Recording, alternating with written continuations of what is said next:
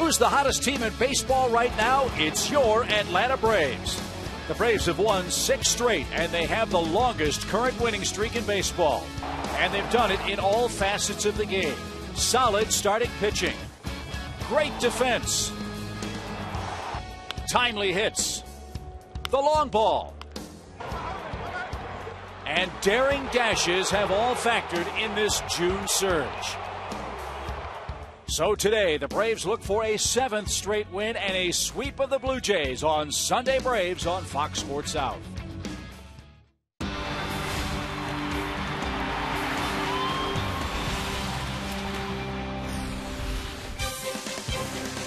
The skies in Atlanta are cloudy, but it's clear the Atlanta Braves are red hot, possessing a 6-game winning streak as we welcome you inside Turner Field for Sunday Braves. Today, the Atlanta Ball Club tries to complete a 3-game series sweep as they play host to the Toronto Blue Jays. Sunday Braves on Fox Sports South is brought to you by your Atlanta Hyundai dealers. Make every Sunday a Hyundai Sunday on Fox Sports South. And good afternoon, everybody. Joe Simpson, Dale Murphy, Chip Carey back at the ballpark. Let's see if the Braves can polish off the sweep. They've won 6 straight games. And Murph gets some even better news, for Chipper Jones is back and in today's lineup. Well, whenever Chipper's in that lineup, things feel right. They feel comfortable, the way it should be. And invariably, Chip, we all know that Chipper does something special on his first day back, so it should be a lot of fun today. Jose Costanza was the man sent down to AAA to make room on the roster for Chipper Jones. Atlanta Joe also had to make a roster move to make room for today's starting pitcher. Julio Teheran was just called up from Gwinnett after it was apparent that Tim Hudson couldn't go today. He's been pushed back to a Wednesday start here. Tehran's numbers, and he's really come on. His last 10 starts at AAA, 5-2, and his first career complete game in his last outing against Charlotte, 9 innings, 7 hits, no run or 1 run and no walks. That was the key for him. No free passes. He made some starts last year for the Braves. He was in 5 games, 3 starts, and his last one was the best one, and that was against the Mets, and he picked up a W. And I would go out on a limb here, I guess, a little bit and say that had it not been for some really rough outings in spring training, he had a great shot of making the club this year out of spring training. But that spring training set him back a little bit. There he is today. And he'll face one of the Blue Jays' best. Left-hander Ricky Romero takes the ball for the Blue Jays. But it's Julio Teheran time. He'll make his season debut for Atlanta as the Braves wrap up this series with Toronto next.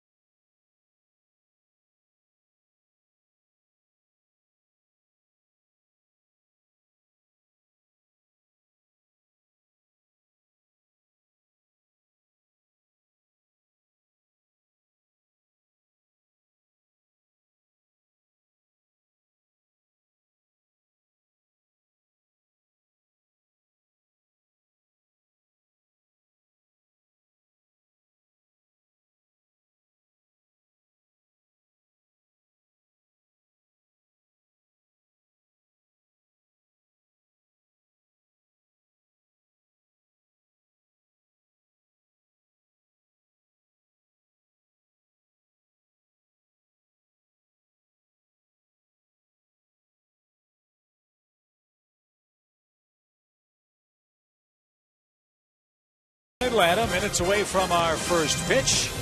Braves try to complete a 3-game sweep over Toronto and win their 9th consecutive game over the Blue Jays.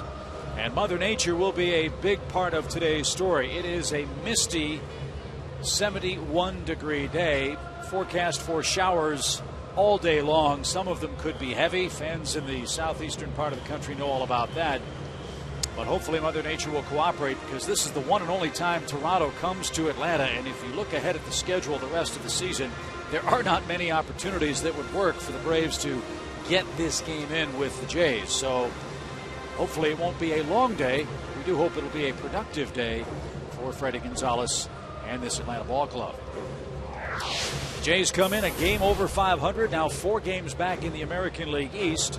John Farrell's batting order has a noticeable change. David Cooper gets his first start of the series, the youngster up from the minor leagues, and swinging a very hot bat with a .356 mark. And speaking of just up from the minor leagues, that's the story for today's Braves starter, Julio Teheran, starting for the first time in the big leagues. He's all of 21 years old now. He's really getting old. 21, 6'2", a slim 175 pounds, out of Cartagena, Colombia. Those are his numbers at Gwinnett, and the numbers really impressive when you think about a bit of a slow start that he got off to coming out of spring training. Spring training numbers, ugly. He gave up 9 homers in 16 and a third innings. That pretty much spelled the difference between he and Delgado in terms of who was going to win the spot in the rotation. But he has really pitched well in recent days, as you saw in Gwinnett, and now gets a chance, even though it's going to be just for 1 game, and he knows that, to make an impression on his big league teammates. His 4 keys to pitching success today: make that 1-start impression a good one, so that the next opportunity for a fill-in, he comes back with perhaps a chance to stay. And the long balls, as I said, in spring training were an issue, and this is a good long ball hitting club, the Blue Jays. Today it'll be imperative for him to keep it in the park. Here's the defense behind Julio Teheran today. Different look in the outfield. Matt Diaz gets the start with a left-hander on the mound for Toronto. And good to see Chipper Jones back after his 2 rehab game stint in Rome. And same story for David Ross. The lefty-righty splits brings Ross in behind the plate. Chris Conroy will call the balls and strikes. There's Jerry Lane. He's the first base ump. Hunter Wendelstedt is at second. And Dan Bellino is the umpire at third base. Tim Hudson was the man originally slated to start today's game, but an ankle problem has sidelined him. But both he and Freddie Gonzalez say he'll be good to go Wednesday. I talked to him a little bit before the game, too, and he said at the rate it's progressing and feeling better, he said it'll be fine by Wednesday. So an exciting time for Braves fans. Julio Teheran goes to work. And Brett Lawrie's the man that will greet him first for the Blue Jays. He's the Toronto third baseman, and so far has no hits in the series.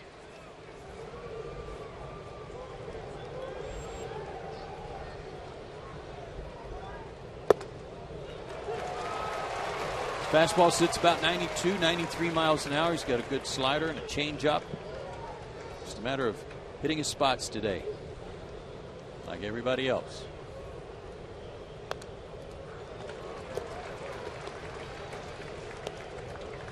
Joe, you mentioned his spring training. You know, that would have buried guys for a couple months. Sure would have. But I really admire what Teheran's done. Bounced back from a rough spring. A little pressure on him today. See how he handles it. Up and into Lowry. 1 ball, 2 strikes. We've mentioned a couple of times that John Farrell has shuffled his lineup over the last couple of weeks, trying to get more production out of the top of the order. Worked for a while with Lowry and Rasmus, but both those hitters struggling right now for the Jays. And Teheran with a good off-speed pitch records his first strikeout. Not a bad way to start. Not at all. Good confidence builder from the get-go. Took a little off his breaking ball there and had Lowry out front.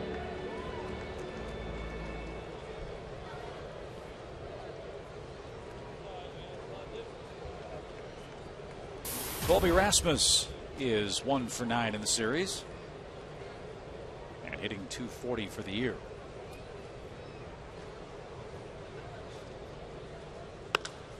He swings the first pitch and flies to straightaway center.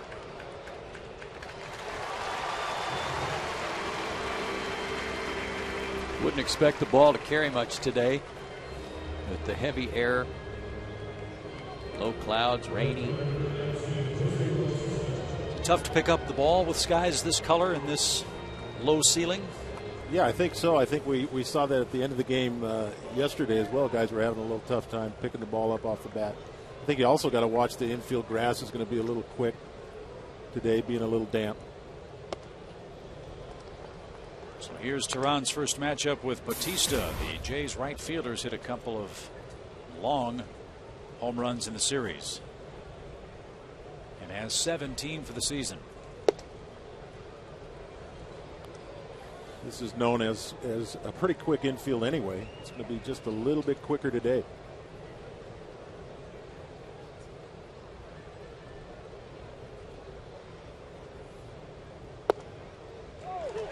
With that in mind, look at where the left side of the Braves infield defense is playing.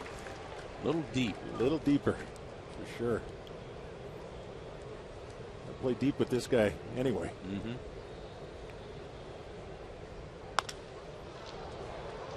Late on a fastball, 2 balls, 2 strikes. You don't hear those words too often with Bautista late on a fastball. It'll be interesting to see how they get their first look at Teheran here. A little bit of an advantage.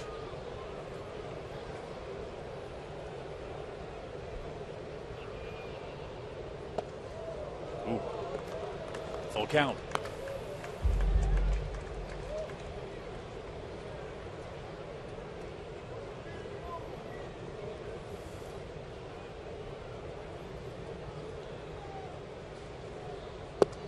Breaking ball. Bautista struck out looking.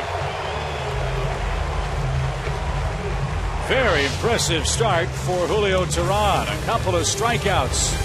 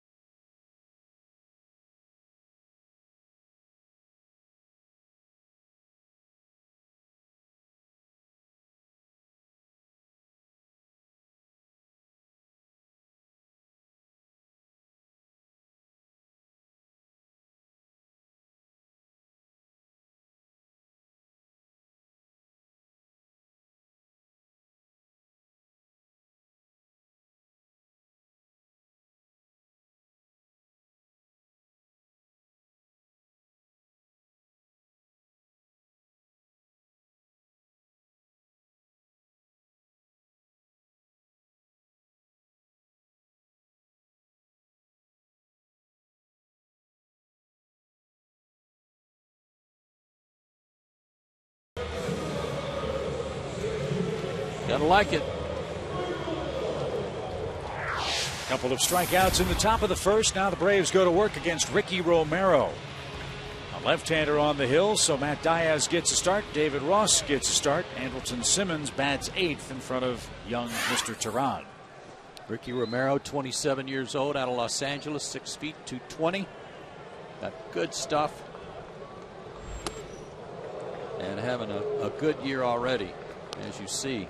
He's only made 1 start in his career against Atlanta. Lost last year 2-0 on a 2-run homer by Tim Hudson, but he went 7 innings, walked 2, struck out 4. Was that the infamous Tim Hudson trot? Yes, it was. His 4 keys to success. He's been walking a lot of people lately, and that's not like him. 2 starts ago, he walked 7 guys. But he's got a big curveball. It makes it awfully tough on the lefties. Bourne pops it up. Yunel Escobar at shortstop. And he makes the play for the first out. Here's a look at Toronto's defense. Edwin Encarnacion's in left field today. That means David Cooper gets the first base start. And JP Arencibia back behind the plate. He started game 1.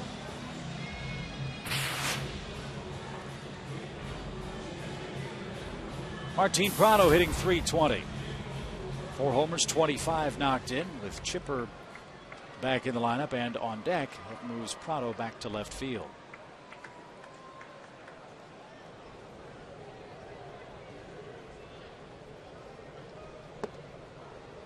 We talk about it all the time, but I just can't say enough good things about Martin and being able to move back and forth. I played a little outfield and I played a little first base. When I went into first base, I felt like I was 10 feet away from the hitters. Well, you wouldn't know it the way he played third base yesterday. Man, he made some spectacular diving grabs.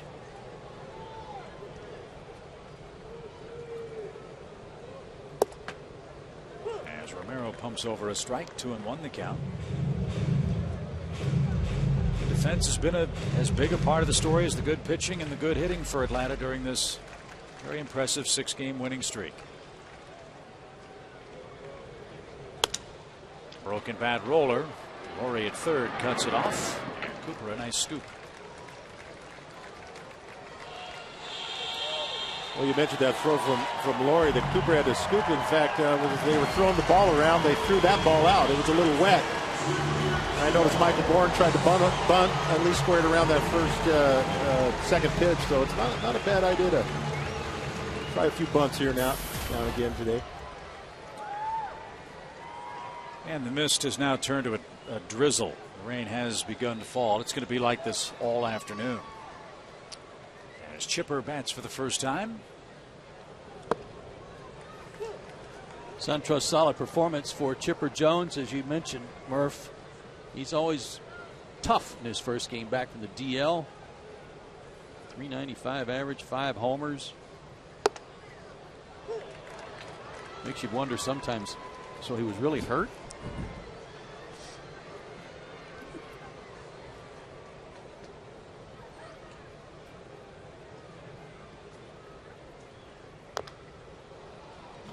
He said last night he faced a kid that threw him a slider. He said, I swear it was going to hit me right in my leg. And he said, I don't know how it missed it. And he said the next pitch was 94 on the inside corner, and I was happy to go to the dugout.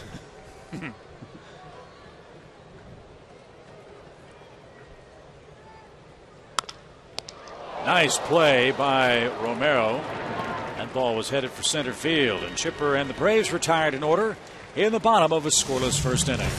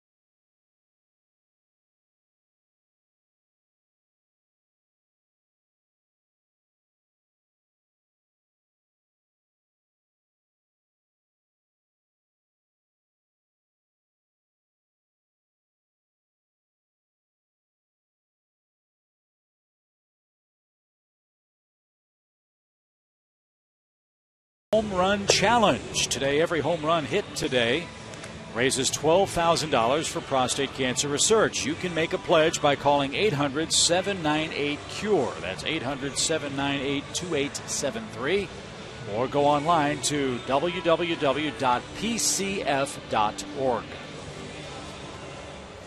Well, if there's a guy that's going to test Chipper today, it might be this guy right here, Edwin Encarnacion, who hit 2 rockets at Prado yesterday.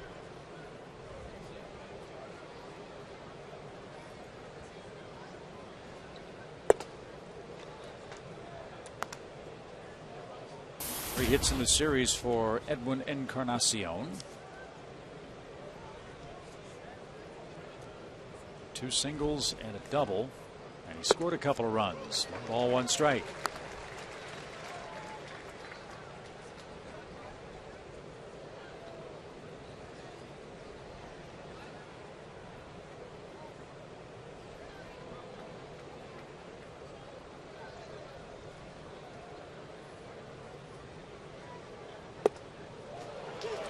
Loving this slow curveball. I don't remember him having that pitch. No, at least certainly not as effective as it's been already in the first inning in 1 batter.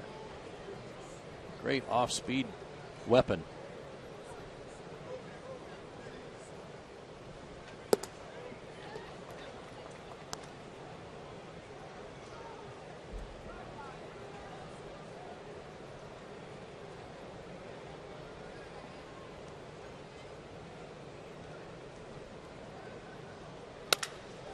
Broken bat, fly ball into left. And that's the first base hit of the ball game. Encarnacion muscles a single and is aboard in front of former Brave Kelly Johnson.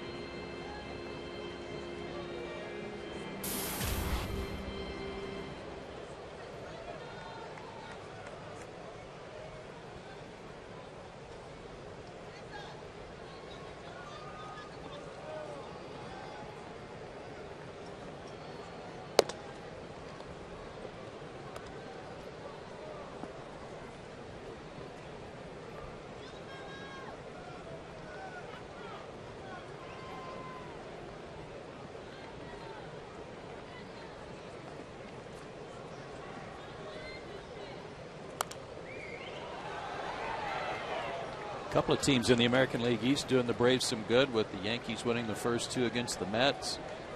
Baltimore with a walk-off win last night in extra innings to beat the Phillies. Just need Boston to wake up.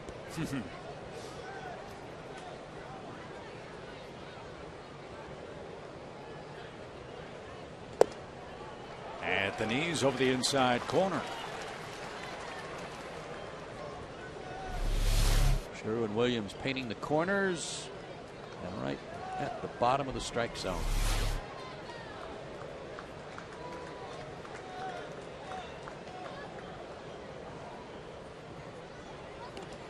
So with that good work by the AL East against the rest of the National League East, the Braves only a game behind Washington, but they've opened up now 2.5 games between themselves and the 3rd place Mets.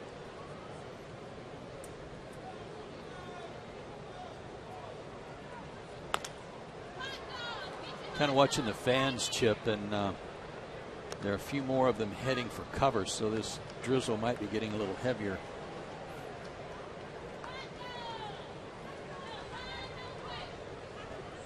And some folks came prepared, ready for a monsoon.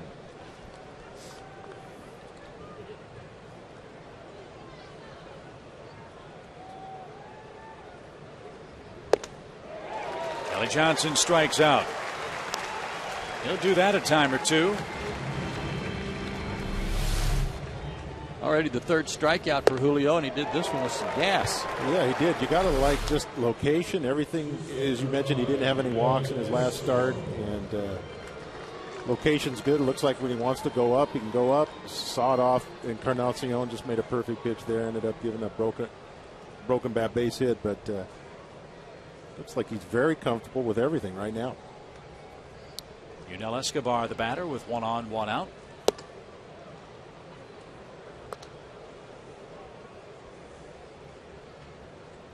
Escobar 1 for 6 in the series.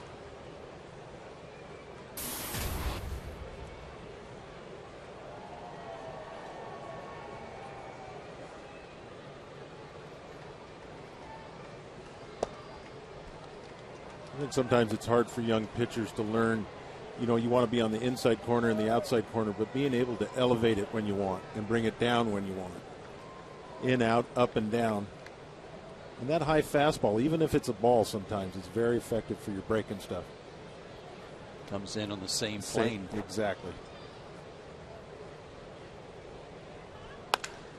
Line drive to right.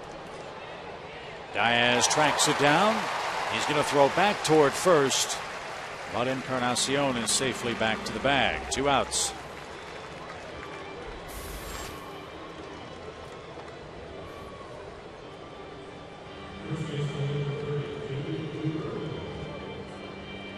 Good swing by Escobar on that one. I actually thought it was hit a little bit better, but maybe some of this rain knocked that one down a little bit. Yeah, I thought it had a chance to get over Matt's head, too.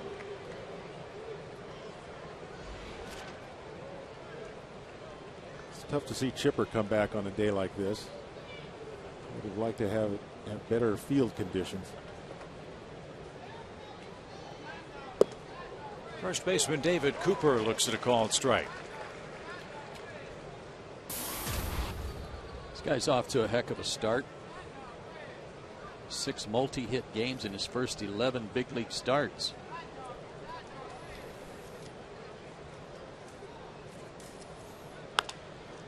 Inside out swing popped up, foul ground. Chipper takes a peek on the muddy warning track, hauls it in. First chance for Chipper, and he makes a nice play as the heart of the order coming up for the Braves. No score, 2nd inning.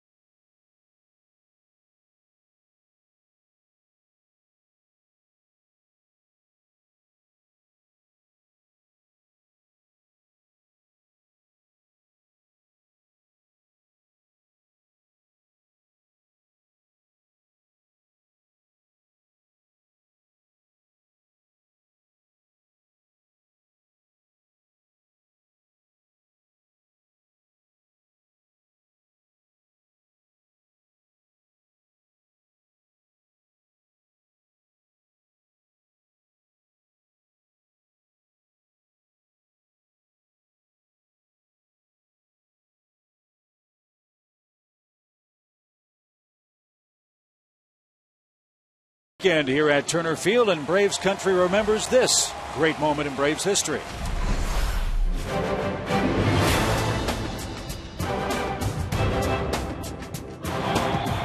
Swung line drive down the left field line, curving foul into the seat. A lot of room in right center. If he hits one there, we can dance in the street.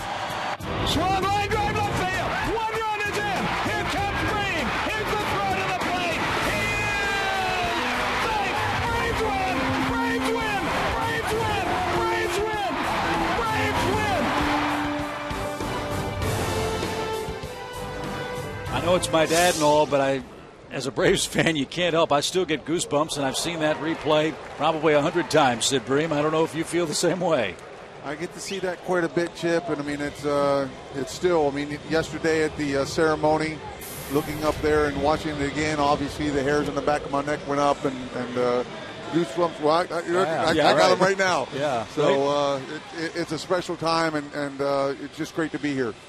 Well, it's good to see you. You look terrific. Well, I mean, except for the midsection. I mean, I'm doing okay. Dale was talking about that before the game. His jacket was a little tight. He was talking about my midsection? No, his midsection. We're all in that time of life, aren't we? Matt Diaz bats after Dan Ugla was hit by a pitch. And ball one outside to the Braves right fielder. I know a lot's been talked about this weekend about that particular play, and you've been on MLB with Costas and guys breaking it down. But one of the things I always see and pay attention to that, I mean, this game of inches and such a close play was the fact that you hit third base in stride. You didn't have to stutter step, and that was a huge advantage. Well, I mean, obviously there was a lot of things in my favor. I mean, 2 outs. I didn't have to worry about where the ball was hit, and I knew Stan Belinda was concentrating on the batter. I know I got a couple of steps off of second base. If they had tried to pick me off, I was dead. And got a good secondary, and really and truly remembering back to that time. As base runners, you're always trying to, that right foot's supposed to be coming down just as the ball's coming across home plate, and fortunately for me, it all worked out great. I had a great jump. And, Barry's throw was just up the line a little bit, and it all worked out. But, again, very, very special for me. But the one that really did the job was Francisco. I mean, if you guys, I know you've seen that video enough, but if you look at that pitch was high and outside, probably off the plate, and he pulled a rocket there beside Jay Bell at shortstop. And he's the one that deserves all the credit for doing this. Fly ball to right. Bautista can't get it. It's over his head. Ugla will take a big turnaround third. He'll stop. And the Braves have runners at second and third with nobody out. That ball seemed to jump. Yeah, this is a typical Matt Diaz swing for sure. I've always loved his inside-out swing. He got that ball. He barreled it, as Chipper would say. If you get it over an outfielder's head today with this weather, you hit it pretty good. Absolutely. Yeah, and impressive, too, for Dan Ugla, who got hit with that pitch on the outside of his left leg and actually did a little jogging to try to loosen up. It's hard to round third, especially on a day like today, and throw the brakes on like that. But he was able to do so even with the tenderness of his left leg. Looking at him down there, it didn't look like he was expecting the third base coach to stop him. I mean, he had his head down. He was ready to barrel. So Freddie Freeman bats. A great RBI chance for the Atlanta first baseman. He's knocked in 36 so far this year. So talk about what it means to you guys to come back and how you're treated. What a great weekend this is.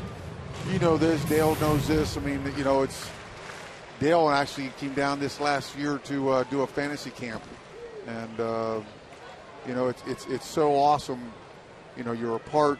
And then all of a sudden you meet in a clubhouse, you meet in a locker room, and it's like a soap opera. You can pick it up right from the start. And to come down here and be a part of all the guys here, and just start telling stories once again, figuring out what everybody's doing, start razzing each other. Joe. I mean, it's all you do is. I mean, my wife still doesn't understand to this day how you razz so much. But I try to do it with other people, and she jumps all. We're never going to have friends. I've had that same experience with my wife, Nancy. This sarcastic humor, I don't quite get it. Broken bat pop, shallow center. Rasmus coming on, and he's got it.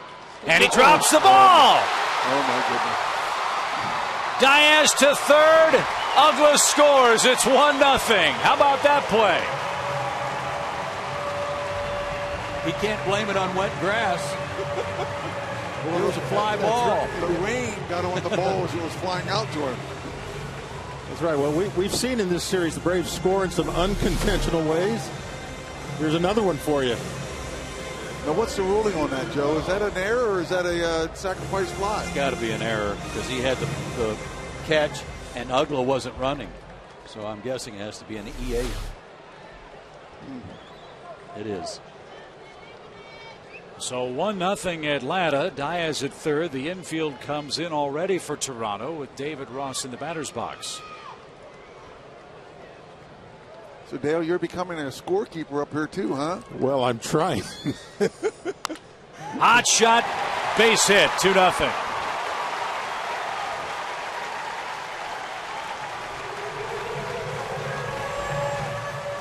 The fun part, Sid, is when the game is going on like it is right now and the Braves are rallying, Dale, like anyone else, gets caught up in what's going on, gets fired up, and then he has to kind of go back and catch up with his scorekeeping a little bit. I'm always looking at Joe. I'm always looking at Chipper's book. You're cheating, huh? Yeah, well, cheat sheet. all of a sudden I haven't been keeping score for 2 innings. I don't know who's hitting. Well, I don't know what the score is. I don't know what inning it is. The old Phil Rizzuto way works too. You know, sometimes the Yankees game would get along. He'd be in a conversation, not paying attention to the game.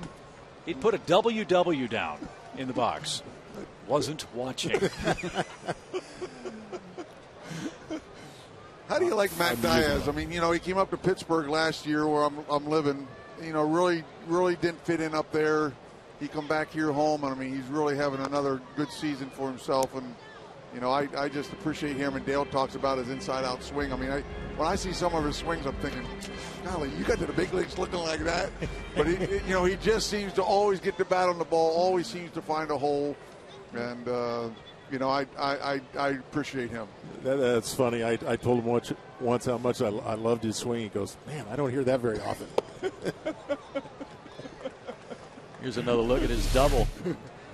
It's just a nice flat swing, keeps his hands in, and can drive the ball really well the other way. And you know, if it's an off-speed pitch, he's still in there. And yeah, he was funny. He goes, man, I don't hear compliments very often. And you know, he takes BP kind of funny. Mm-hmm. BP looks a little bit funny, but there's been some guys that notoriously were bad BP hitters, but they got in the game. Yeah, Lonnie Smith is one that comes to my mind. Yep, absolutely. I mean, you know, hey, you don't want to be a 5 o'clock hitter. You want to be a 7 o'clock hitter. And some guys can sit here and take 5-10 home runs out consecutively, but then when they get into the game, they can't sniff a ball.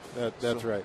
That's right. And I would say one of the things that's helped Matt is just he knows exactly what his role is here.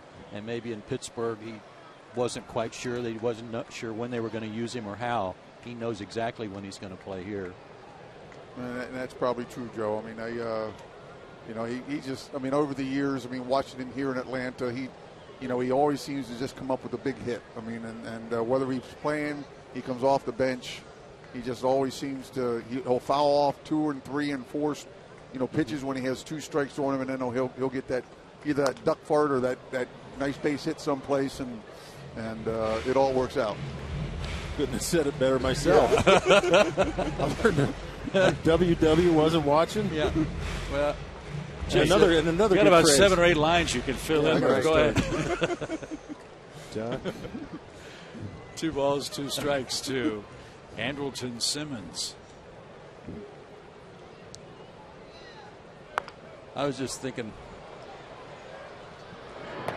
about how Chip used that line one time and got suspended for 7 games. Oh, man.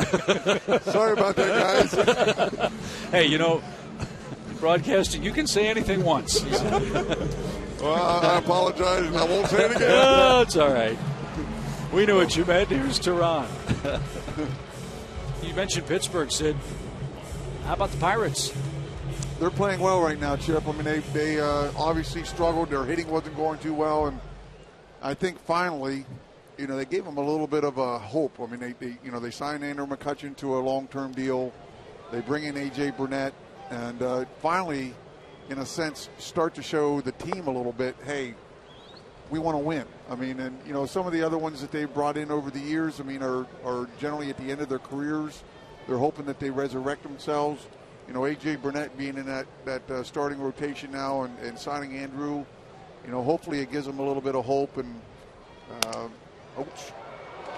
Broken bat roller, Escobar at short will make the play, and that will retire the side. Great to see you. It's great seeing you guys again. I mean, you did a wonderful job over at John Smoltz's ceremony, Joe. Thanks, pal. Really enjoyed being there. Really enjoy seeing you guys all the time. Your class acts, and appreciate being here with you. Thanks so much, Sid. Welcome home. Sid Bream. And the Braves score twice as we head to the third.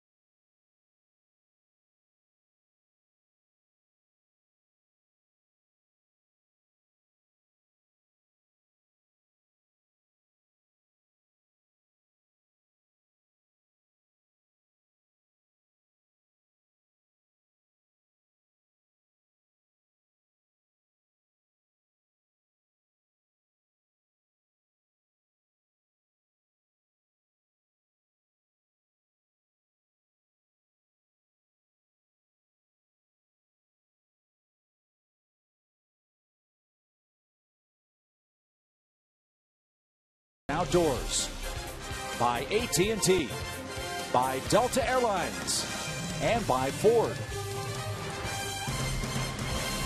Another good start for the Braves. They have struck first and lead Toronto 2-0, trying to wrap up a 3-game interleague sweep. The Braves have played excellent baseball against Toronto. They've won 8 consecutive games against the Jays and are an astounding 13-2 in their last 15 games against the American League. We got some more honeymooners. Where was it we had the honeymooners before? No, it was on the road.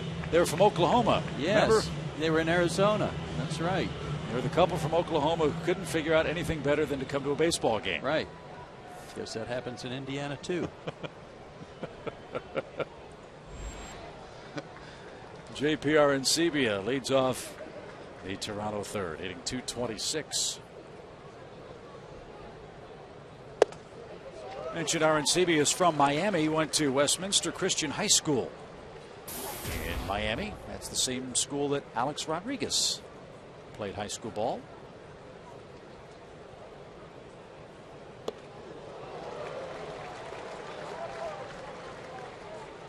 Right now, Tehran's got Bugs Bunny kind of stuff. He's fooled a lot of Toronto hitters to this point with 3 strikeouts.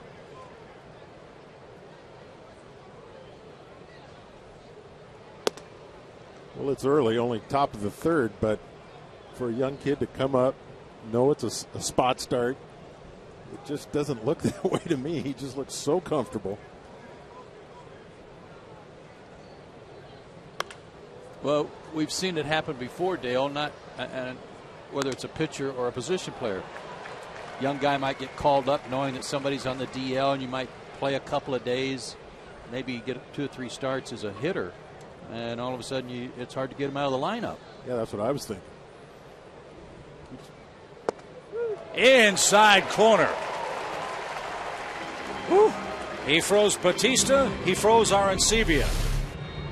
If he keeps going like this, he may be pitching in another 5 days here. Exactly. I love that pitch. Not too many guys used to do this, that inside slider to make you flinch, but that was a good one. It's easy to give up on that one. You see it at your hip. He catches the inside corner like he did to Batista.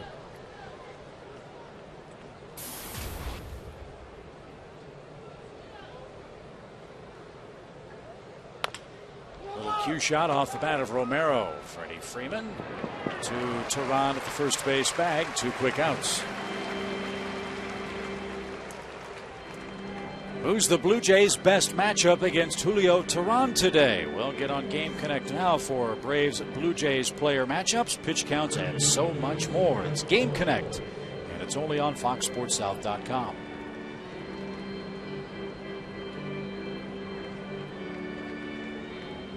I thought it was interesting what Sid talked about, what was going through his mind as a runner at second base. We talk about base running a lot and how important it is.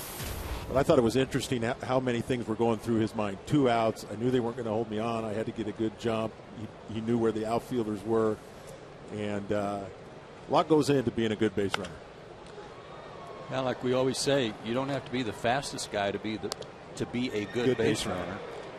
You got to think.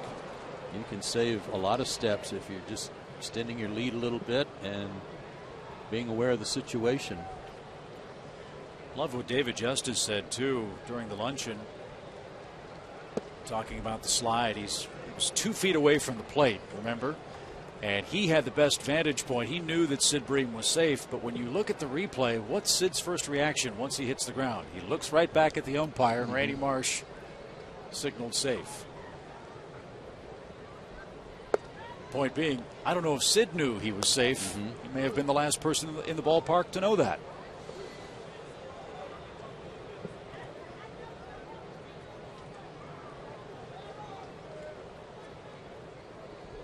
Red Laurie struck out to start the game, and now drives one toward left. That will hang in the air for Martin Prado. He's got it on the warning track. 3 up, 3 down for Tehran. He set down 6 men in succession.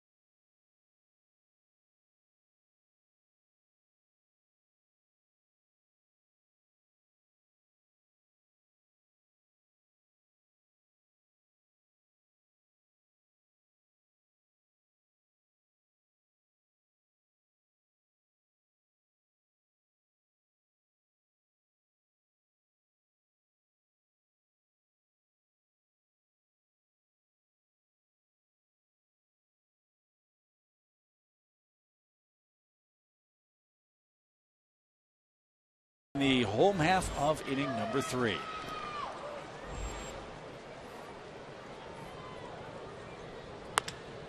Fly ball left center field. That's going to get down. Rasmus dives, can't get it. And Bourne has a leadoff double.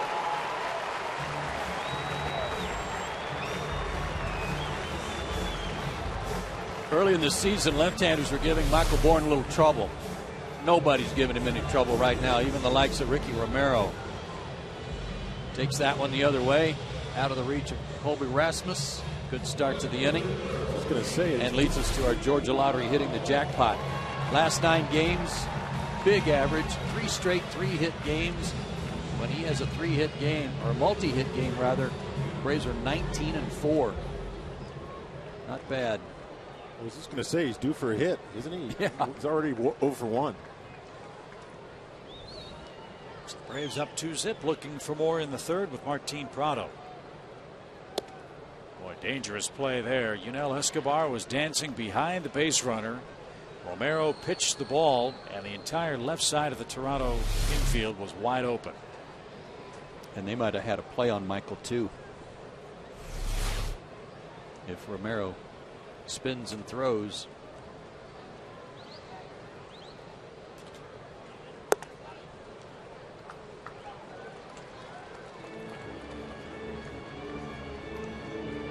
Martin with 24 multi-hit games.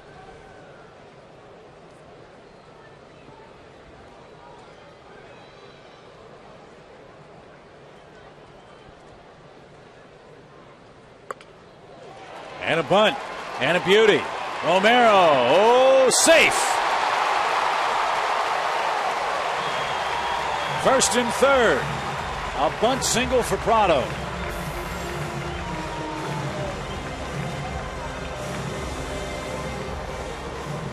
I'm really kind of surprised Martin showed bunt twice. Why Cooper wasn't in there fielding that ball? He should have been shooting way in. Runner on second. He wasn't holding anybody on. Made Romero have a really tough play. Especially with a left-handed pitcher, you got to give him a little help when he's falling off a little to the third base side. Yeah, I think Cooper should have been in there. Nice play by Johnson to keep that one from getting into right field.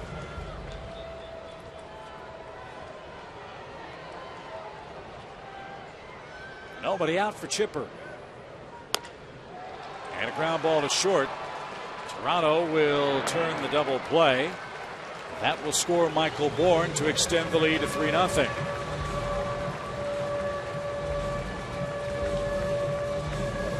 No RBI. That's the penalty for the twin killing. But an add-on run for Atlanta.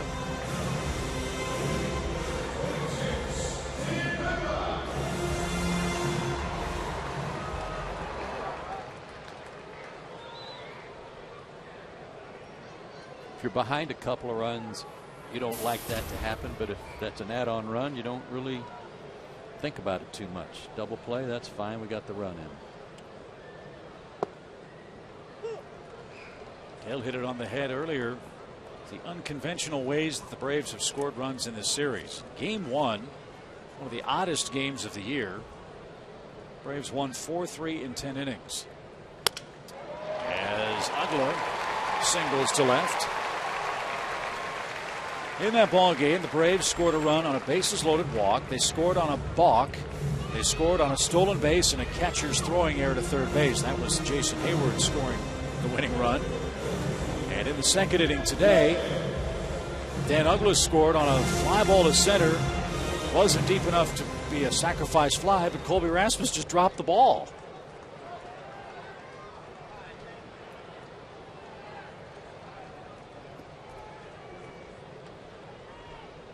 The great thing about Jason Hayward's steal and then subsequent run on the throwing error was it just led right into Brian McCann's happy dance.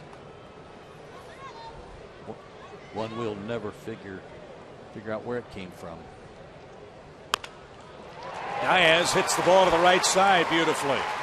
Fourth hit of the inning for Atlanta and the second of the game for Diaz. We've got a whole feature built on the Brian McCann dance that we'll show you next inning. Tom Hart's loaded for bear on that. That'll be fun. Well, my favorite swing again, Joe. Yep. You gotta like it. You know, they typically you shift to the pull side of the hitter. I think sometimes with bad Diaz, people ought to say, wait a minute here. Shift the other way. That would be unconventional, too. I gave him a nickname a few years ago before he went to Pittsburgh as the hitting fool, because that's what he is. You can't pitch him any certain way. You just hope he hits it at someone.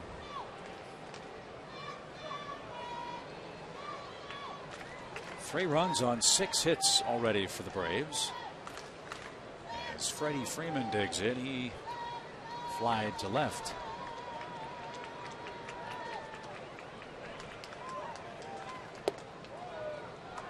So we are going to see that happy dance. Oh, yeah. Oh, there's man. a big production about to come. The fans right. Stay tuned, people. This is fun.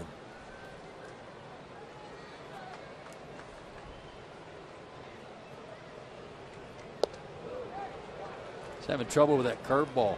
Tehran's got a beautiful off-speed breaking ball working today, and Romero, one of his stocks in trade is that big curve, and he's not throwing it for strikes very often. Julio off to a terrific start in his first 3 innings. There's another hit. This one to left. Ugla around third will be a wave. The throw to the plate cut off.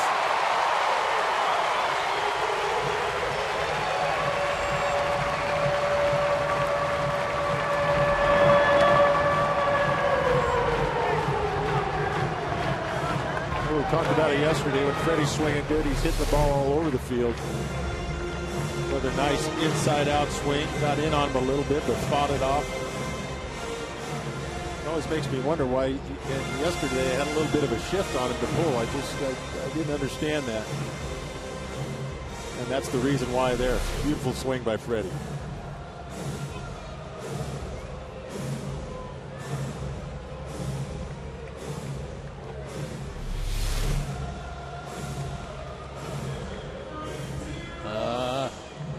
Grimace there on Freddie's face after that base knock, though. I think it was probably worth it to get the RBI, but he's hurting. Braves really cashing in their run scoring opportunities. They are 3 for 6 today, and that's a drastic improvement from the first 2 games of the series. Atlanta was 2 for its first 19 with runners in scoring position against Toronto pitching.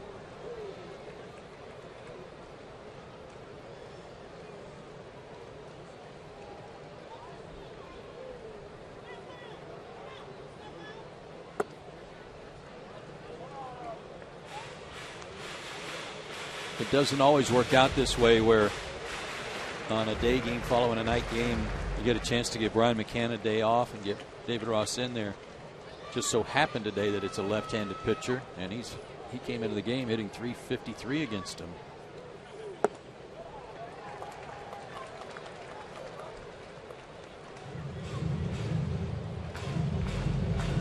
Well, the Braves doing today what they've done all year. They are beating up on a man with a very impressive 1-loss record. Romero came into today's play 7-1 this season. He's already down 4-0 and has given up 7 hits.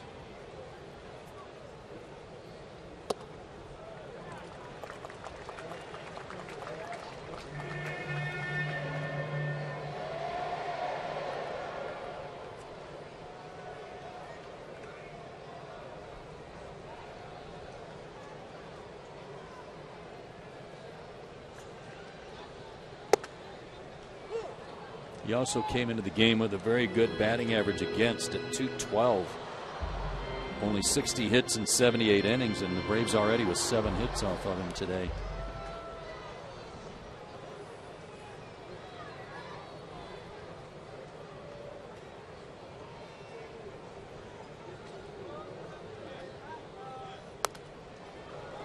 Back to the screen for a full count. Seems a little brighter out too, doesn't it? I think the mist has stopped.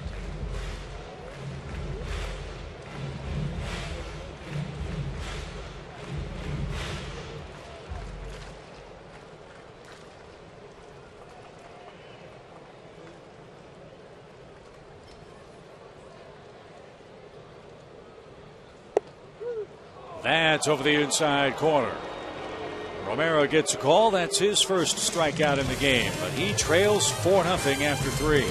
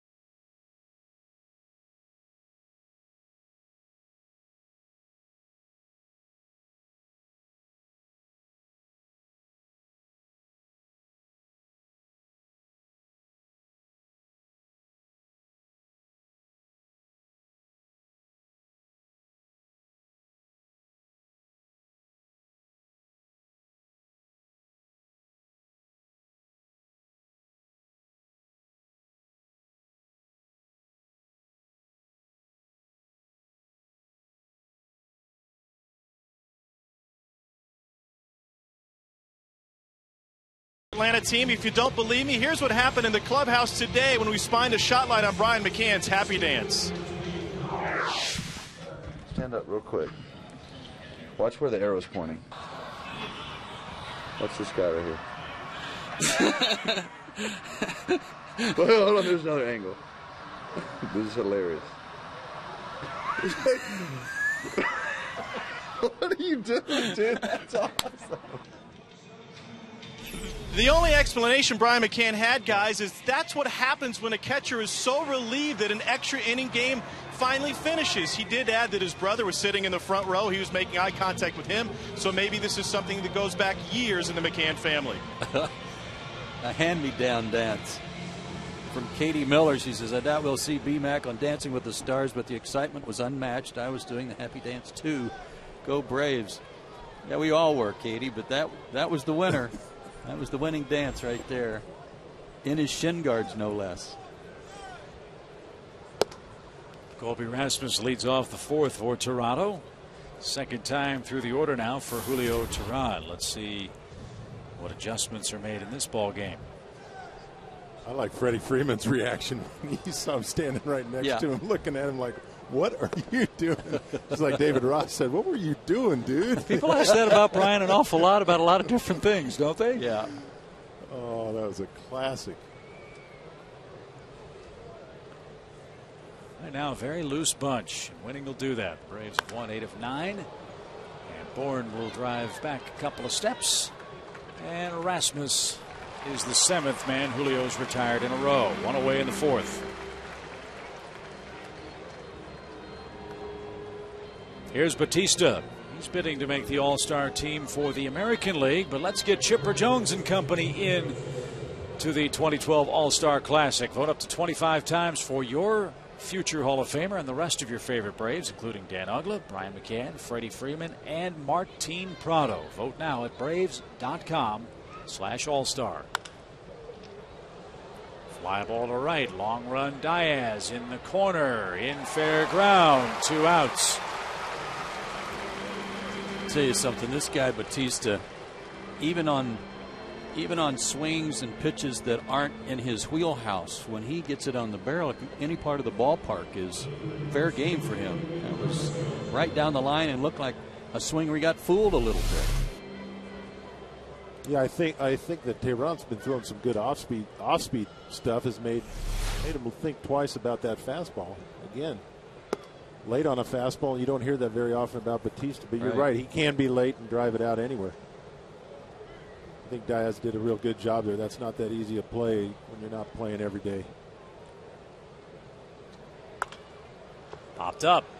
Uggla drifting out. He's under it. He's got it. A 6-pitch inning for Teheran. He's set down 9 in a row.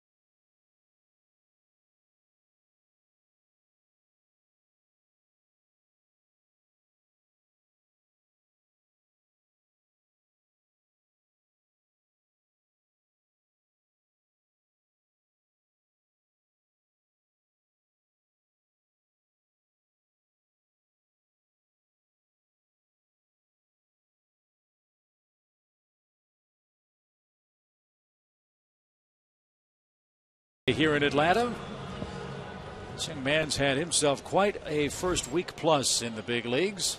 He's caught everything at shortstop, and his bat has been very lively too.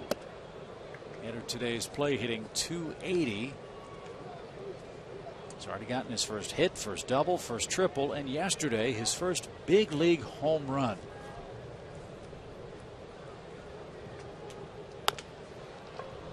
And Laurie at third cuts it off. And one out.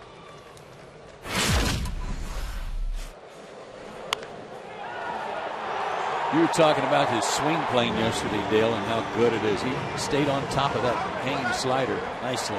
Yeah, really nice flat swing. Haven't really seen him get under a ball, pop up too many, even in spring training. It's a nice swing, comes down on it a little bit. And that was one of the better silent treatments we've seen, too. Yes, it was. Jason Hayward sold it great. Tommy Hanson, too. But even Simmons played in a little pantomime high five before his teammates mobbed him in the dugout. Well, he's got good instincts.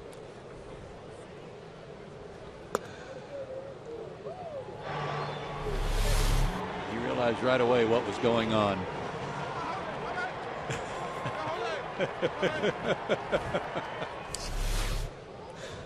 Jason's killing me.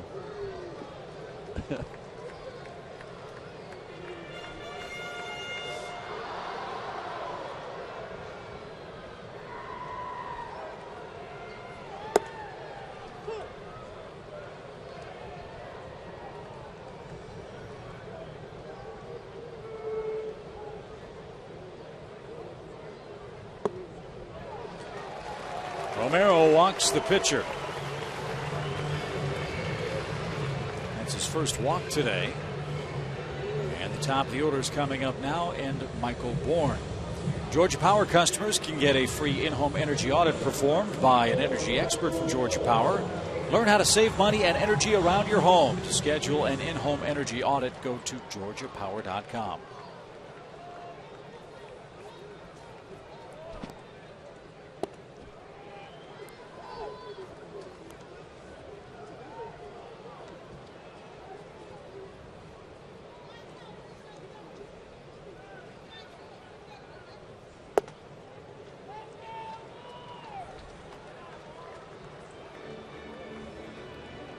You were telling me a good story about J.P. Arancibia before the game, Chip. Some of the trials he's been through off the field. Yeah, he had a congenital kidney problem that required some pretty serious surgery. They had to really rework the plumbing, for lack of a better way of putting it.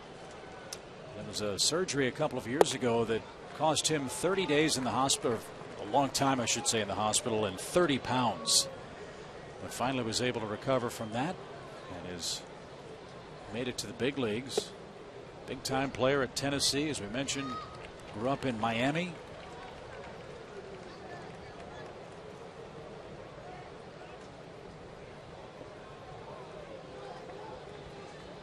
But has really had to work hard to get Romero back on track today. That's 2 walks in a row, and that's been a problem for Ricky the last 4 starts. Now 19 walks for Romero in his last 26 innings.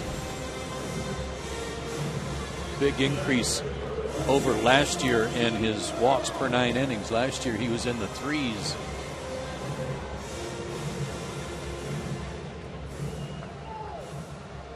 His last start against Baltimore, he only walked 1, struck out 7, and beat the Orioles 8-6. 2 on, 1 out for Prado. Quick strike to Martin. Bunt single last time up for Prado.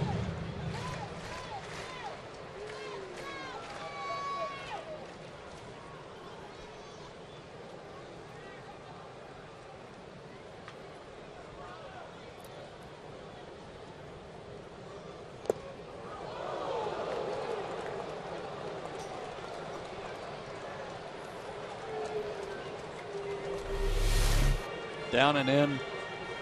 It's one of those pitches where you see it so well out in front of the plate, and then you realize it's going to come right in on your back foot, so you better start swinging hard and trying to get out of the way.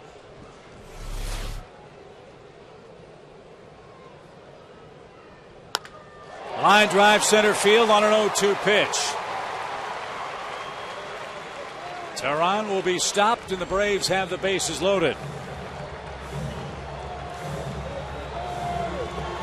And another multi-hit game for Martin. His 25th. He's making a lot of mistakes, Dale, right out over the plate. Yeah, he is. And you know, I've always admired, it's interesting that Martin Prado fell down on that swing before, because he always looks so balanced up there. Yeah. Like that base hit there. It's funny to see him fall down like that. It looked like his cleats slipped a little bit. The dirt's a little wet. He's always so balanced. Puts so many good swings on the ball. Well, in case you wonder, the season high in hits allowed by Romero this year is 9. That came in his start against Minnesota May 13th. The Braves already have 8 hits and only 1 out in the 4th.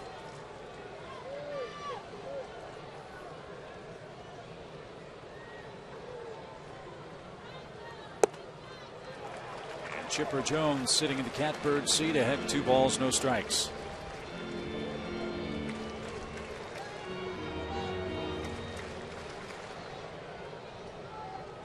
Blue Jays do have some action in their bullpen. Carlos Villanueva begins to loosen up. Just foul down the left field line.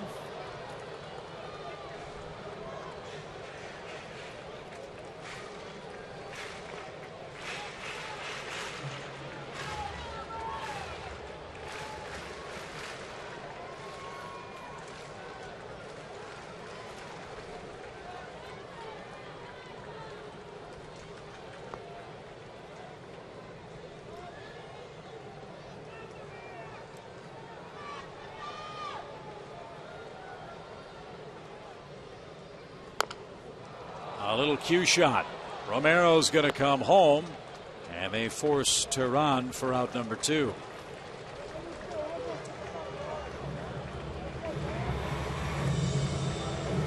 Bourne to third, Prado at second, Chippers at first for Dan Uggla.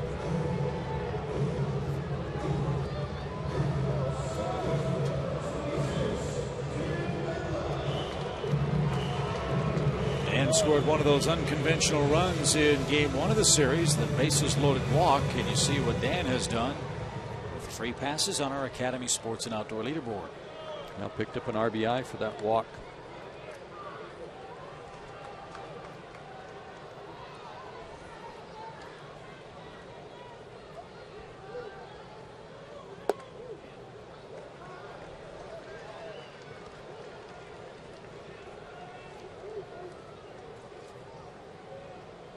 See Romero backing off, getting a little rosin. He got Chipper to hit one off the end of the bat, and he's got a chance to get out of this inning unscathed, but falls behind Uggla and wanted to regroup.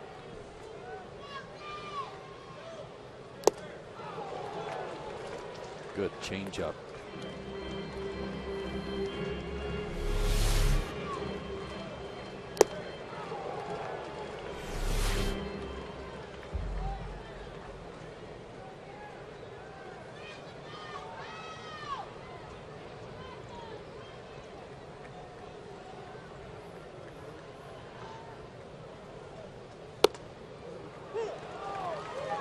Strike 2 called, 1-2. Backs it up with a 91 fastball. Sherwin-Williams painting the corners inside the top of the zone there. He was a #1 pick in 2005 out of Cal State Fullerton. And this man has the most wins in the history of the Blue Jays for their first 3 years at the major league level. 42. And a hot shot to short is speared by Yunel Escobar, and Uggla hit it right on the button, and the Braves unable to cash in a bases loaded chance in the home half of the 4th inning. We go to the fifth. Julio Teheran leads the game 4-zip.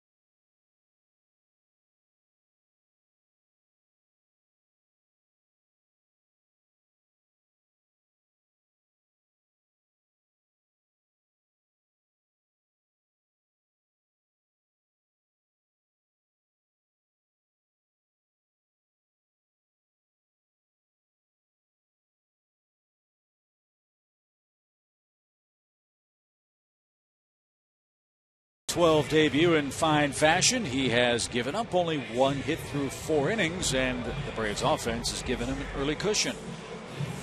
Just love what he's done here in his first couple of innings. No stress. Came in firing strikes, using that off-speed breaking ball, and gained a lot of confidence just from his very first inning alone when he struck out 2 of the first 3. Kelly Johnson, Yunel Escobar, and David Cooper coming up for Toronto in the 5th. I mentioned he'd feel a little pressure from this. On the other hand, he could just say, well, what the heck, I'm only going to be here a day. Yeah. Got nothing to lose. I'm going back down anyway. Let's see what happens.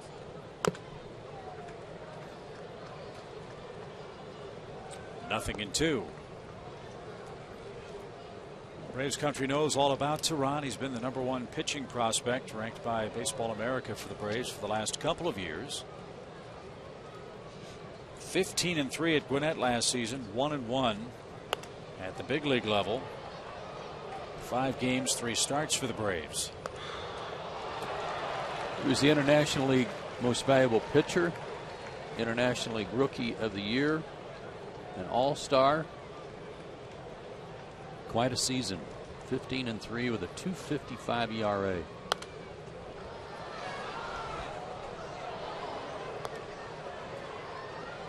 So already this season, the Braves have seen their #1 and #3 overall prospects. Teheran, of course, Randall Delgado. The #2 ranked prospect is Arodys Vizcaíno, who's coming back from Tommy John surgery. Well, the hardest part to me, I would guess for Teheran, is that after such a sensational year last year in AAA, and you got to go back, it's like, well, how do I improve on that? But because he had such a rotten spring, he kind of knew in the back of his head that, you know what, I got to go down here and show him that I am capable of doing this again. It's not an easy thing to do mentally.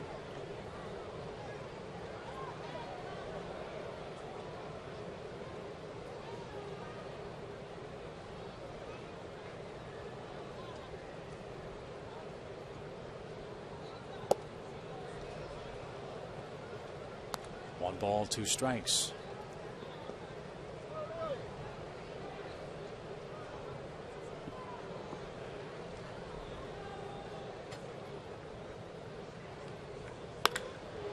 Line just over the glove of Dan Uggla. Good at bat for Kelly Johnson. the second time in the game, Toronto's put the leadoff man aboard. A long at bat, Kelly kind of earned that one, not just because he battled in that at bat, but because remember he was the guy at the plate last night when the game ended, when Ugla robbed him of that hit to end the game. So he was due for a little payback. David Ross asked for a high fastball, got it, but Kelly's been known to hit a few of those too.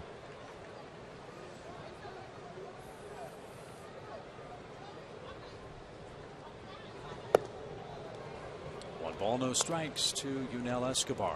Sometimes these hitters do hit the pitch that you meant to throw. They're not going to miss them all. But I like that call. I think Tehran's thrown some good balls up in the strike zone.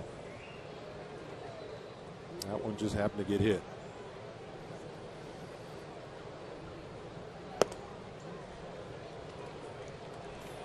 Now David Ross out for a chat. 2-0 the count. Wrap things up today with Toronto will welcome the Yankees to town. That starts tomorrow night.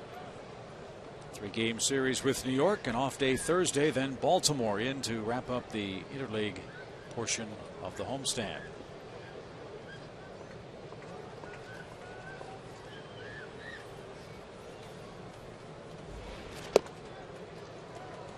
Oh.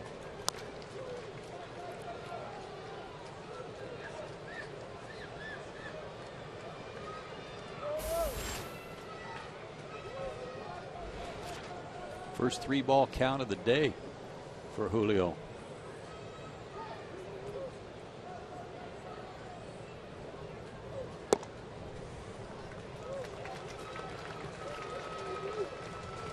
Two on, nobody out. I get the second. Seems like it was a 3-2 count to Batista when he threw that breaking ball to him when he was headed to first base. So now the first spot of trouble for Tehran. 2 on, nobody out. And here's David Cooper. Popped out in foul ground. Chipper Jones caught it right by the Toronto dugout. Yeah, it's been pretty much smooth sailing. Let's see how he handles a little bit of adversity here.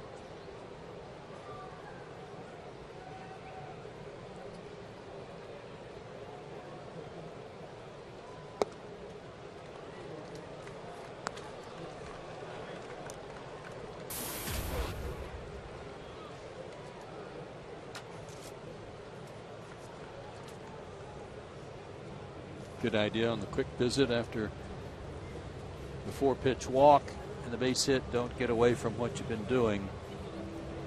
And as you were saying, I think a couple of days ago, Dale, pitchers sometimes give hitters too much credit and vice versa. But the way things have gone today, don't all of a sudden think that your stuff is going south on you. Exactly. That's probably what Roger's saying is, look, you got to stay in the zone to get guys out. You got good stuff. Don't think you got to be outside the strike zone and make them chase. They're not going to chase that much at this level, as Julio knows. Sometimes you forget it, but yeah, he's lost a little bit of control here.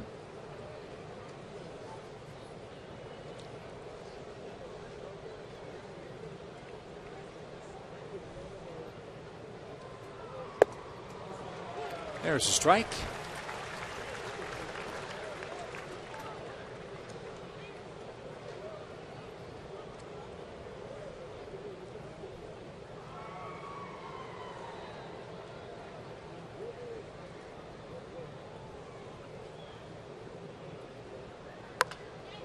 A cue shot, foul past third, and Tehran now ahead 1-2.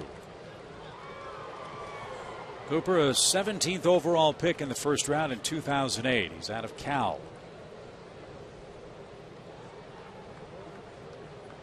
Hit .364 at AAA. 170 hits and 51 doubles in Las Vegas. And he looked at a pitch over, just barely off the plate. Just barely. Sherwin-Williams showing you that it's just a little off the plate.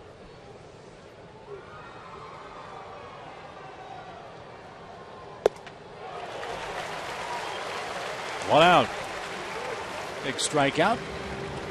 We got the catcher up there. A chance for a ground ball and get out of the inning. Like you said, Joe, trust your stuff. Got to be in the zone. You got to be in the strike zone. And while he may have a good breaking ball today, he may not next time, but he's always going to have the good life on his fastball. That's where it starts.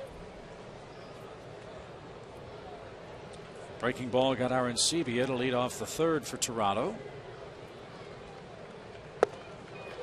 Strike one. There's that slow breaking ball. And I really like that pitch call on the first pitch, especially in an RBI situation where a guy might be a little over anxious.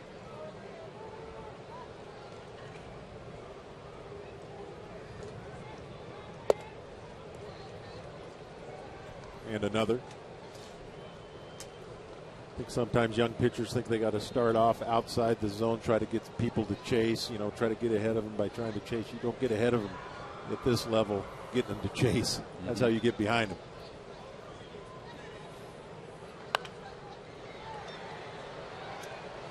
So now he's ahead of Arencibia 1-2. Let's see if Teheran goes to a dirty off-speed pitch. That's what Nicholas Gondiero thinks of Julio Teheran's off-speed stuff.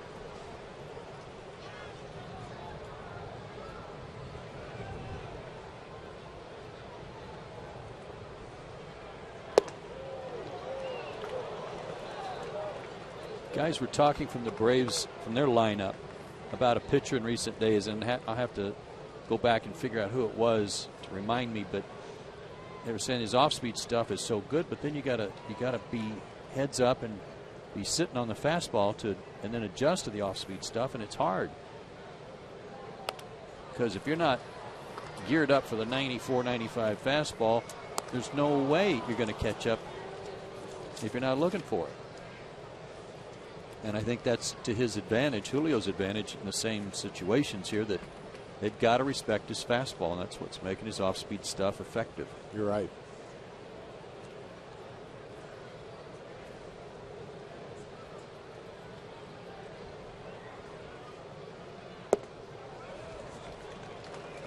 So from 1-2, now a full count.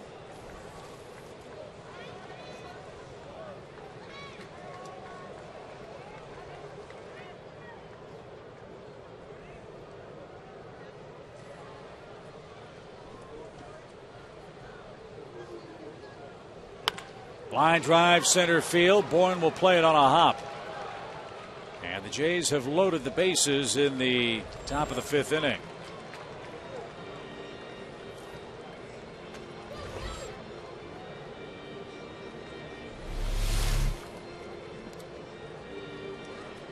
Got that one up a little bit.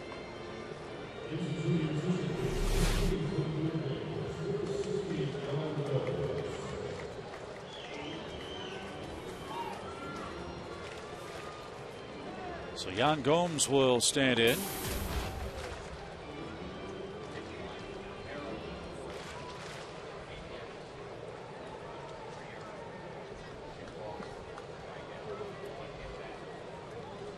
Braves have chased Romero, but Toronto has the tying run potentially in the batter's box. Gomes was born in Sao Paulo, Brazil, moved to Miami as a youngster, and he played college ball at Tennessee with J.P. Arencibia. They were teammates with Volunteers. Don't hear of too many Brazilian-born players.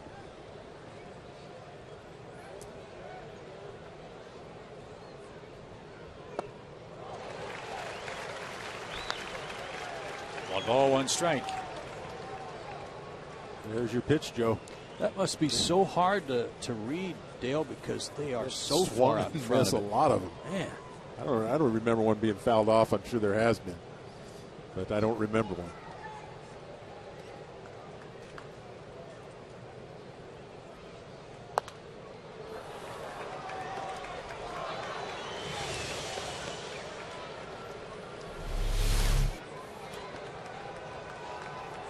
And a good fastball in. Just may have got away with one there, but this really kind of sets up a.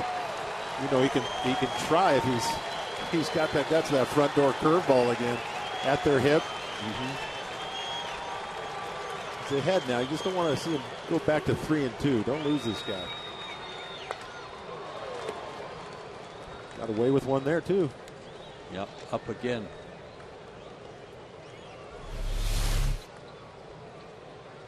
David Ross wanted it down, but it wasn't. Yeah, well, by seeing David Ross's mitt move, it was not only up, it was in the middle of the plate.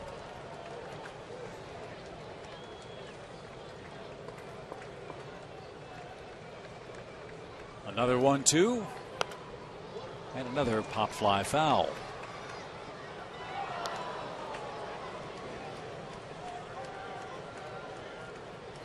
Three pitches right down the middle.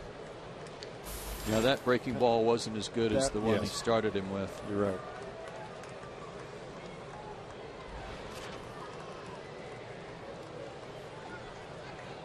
Stressful inning for Tehran. Leadoff single, then a walk. Cooper struck out, then Arancibia singled up the middle to load the bases with one out. That was the 30th pitch of the inning.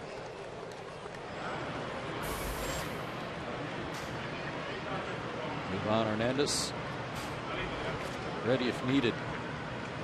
See if Tehran can get a ground ball and end this. Well, I think if he goes anywhere but the middle of the plate, he'll be okay. All right to waste that good fastball. Right. Run one off the plate outside and see if you'll go after it.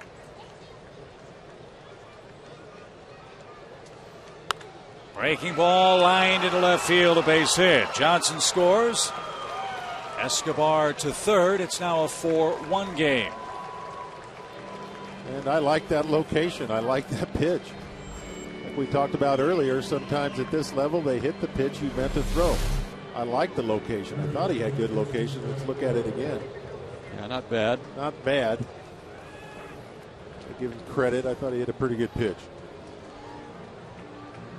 So Julio Tehran cannot get through the 5th inning of the ball game. And Freddie Gonzalez will take the ball from the young Braves right-hander. 5 strikeouts, a walk, but a run and 3 hits so far in the 5th inning.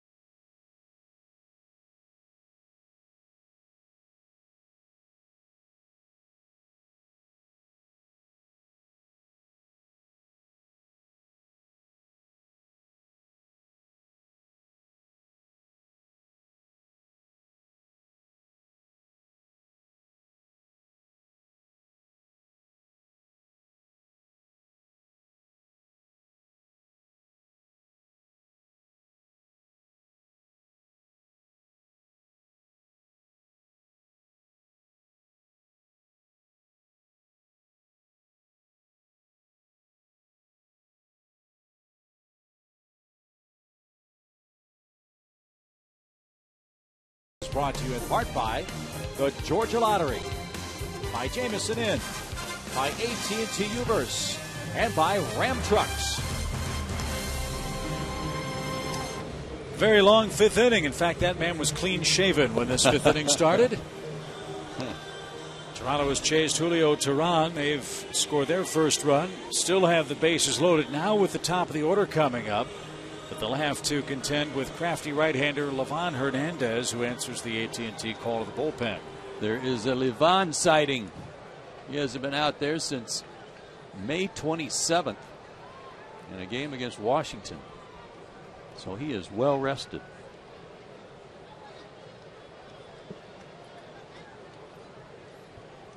And Laurie is the batter for Toronto. He's 0 for 2.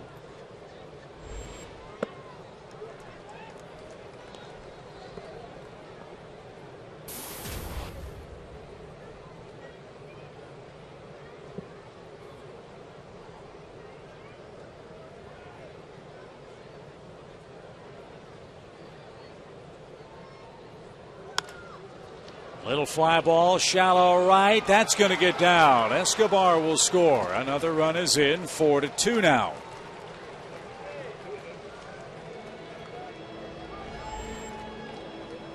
And this lineup is getting down to the real dangerous part.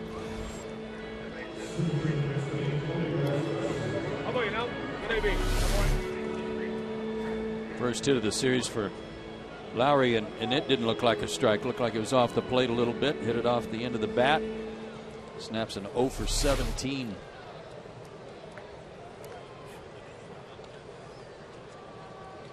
So here's Rasmus. He's flied out twice, both times to Michael Bourne.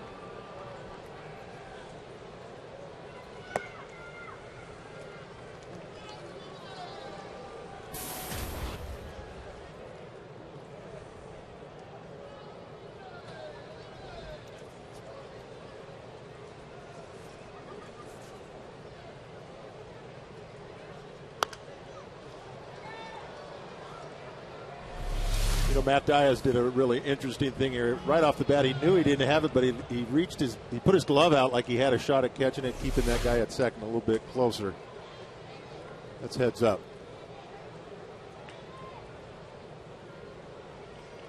Levo could use a ground ball here.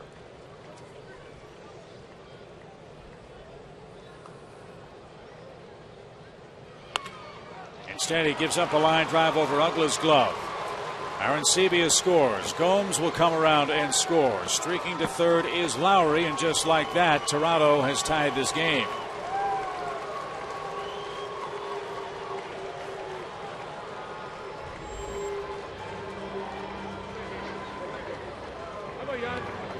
Good evening, man.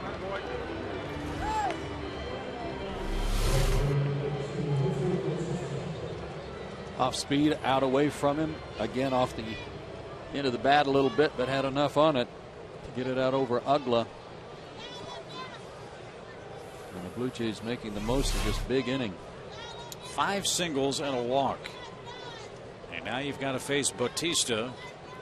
He's the 8th man to hit. 3 for 5 in his career against Livan.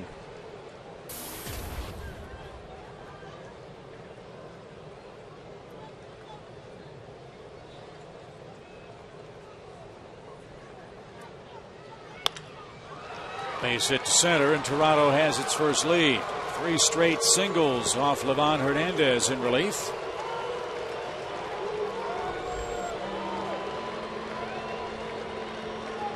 And 44 RBIs for Bautista.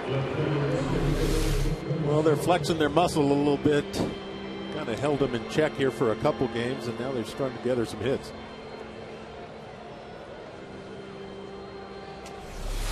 That's 5 straight singles. And here's Encarnacion.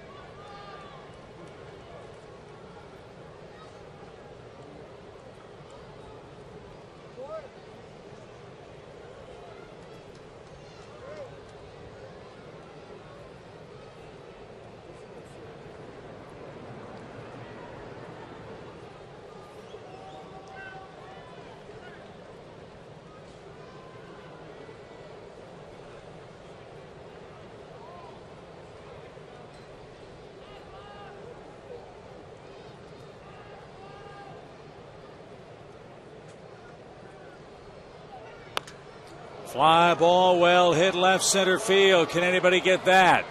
No, that's going to bounce off the track and the fence. Rasmus will come around and score. It's a double for Encarnacion.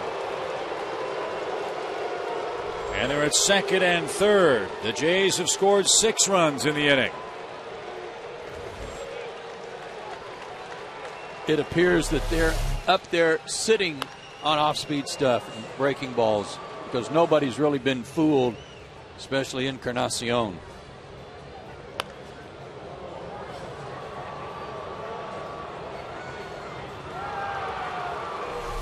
We're really fortunate that Batista didn't score on that play from first. I'm kind of wondering why he thought that ball was going to be caught. Why he hesitated. Seems to me like a no question double, but he actually went back to first. You're right. I wonder what he saw. I don't know, but cost him a chance to score.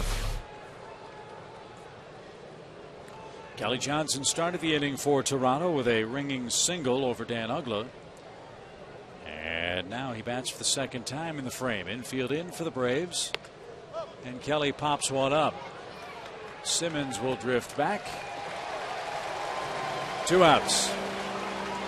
Well, let's hope it's a base running mistake that'll make a difference.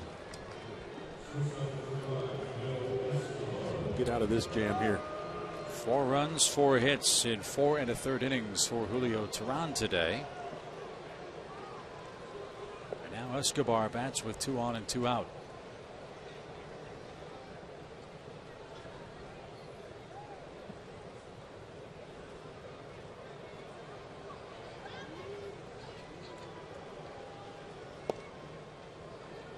I am a scorekeeping rookie, but am I reading my scorebook right? Is this the 10th hitter of this inning? The 11th? Where are we? 11th. Yikes. I was hoping I made a mistake. You were only off by 1. Yeah.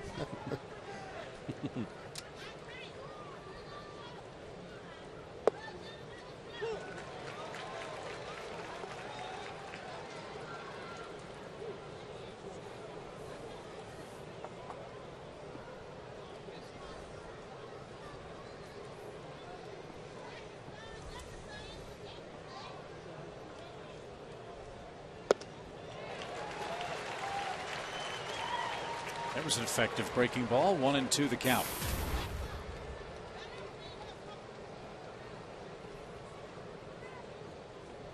Unell's had good luck against him too. 5 for 10. Double and a triple.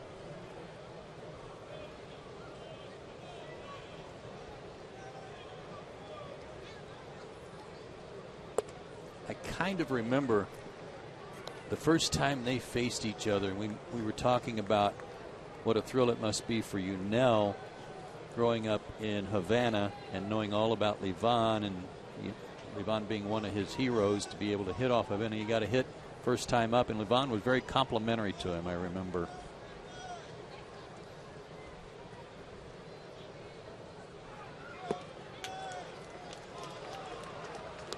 At the end of the inning, somehow they were kind of crossing, going to one another's dugouts, and Livan said something very kind to him and encouraging to him.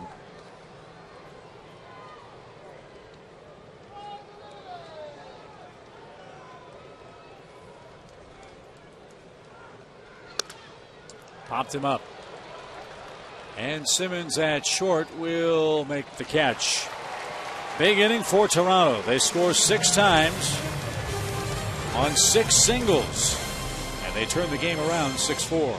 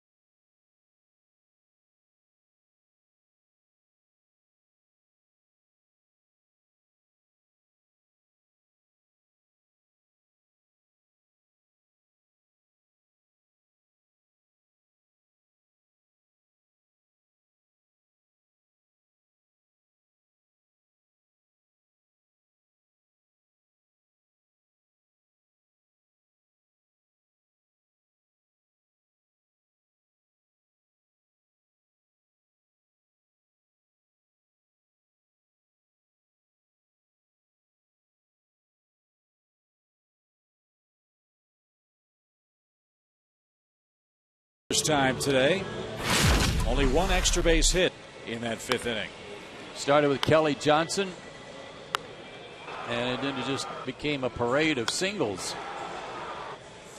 Playing station to station were the Blue Jays until Encarnacion here hit a double.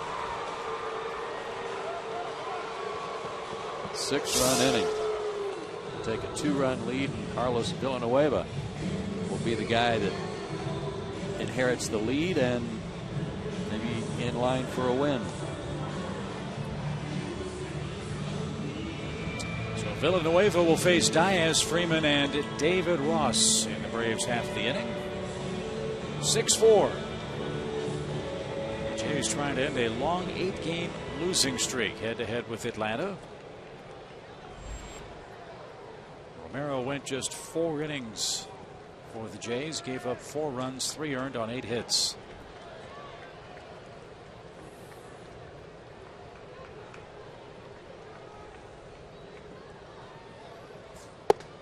This guy was in some trouble in game 1 of this series. He gave up a hit and 2 walks, had the bases loaded, 1 out, but was able to get Hayward to foul out and struck out Juan Francisco.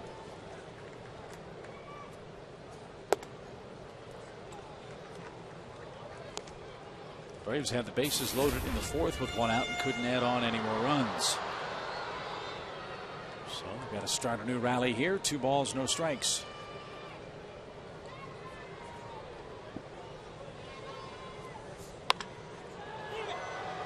High fly ball toward left. Encarnacion near the line. And he puts it away for out number 1. Interleague play continues here tomorrow night with the Yankees. For more on that, let's check in with Tom Hart. All right, thanks, Chip. Yankees are back to being the Bronx Bombers as we take a look at the Jamison Inn upcoming schedule. New York looking for a sweep of the Mets today, and they're coming back on them. This season, they're 2nd in the East. They're 90 home runs, however, most in the bigs, and 5th in the American League with 5 runs a game. Their pitching has been fantastic, and so has their closing, by the way, after losing Mariano Rivera. Freddie Freeman golfs one down the right field line and into the corner. Bautista gets it out of there cleanly. His throw to second on target, but not in time. 2-hit game for the Braves first baseman. You see him squeezing that left hand. Hurts even on solid contact, Dale. Yeah, you got to admire Freddie being in there, knowing that even the balls he catches at first are going to hurt. Good swing there. Again, as we talked about, Freddie being able to use all the field. That's beautiful swing on an inside fastball. Pulled down the right field line. Last at bat, he hits one to left.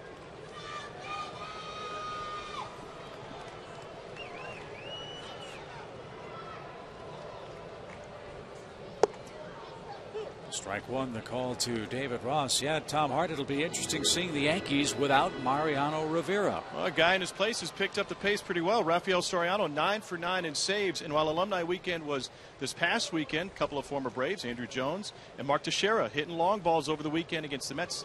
They'll be back in town with the Yankees. So we'll look forward to that beginning tomorrow night. By the way, Rivera is going to have surgery on Tuesday, I believe it is, for his ACL. They had to wait a while. He had a blood clot in his leg that had to be taken care of. That's finally been resolved, so he'll undergo surgery. I missed that. I was wondering why I saw he was going to have surgery. I was wondering, why are they waiting a month? That's why. And the Braves will see Ivan Nova, CC Sabathia, and Hiroki Kuroda in order in the 3-game series starting tomorrow.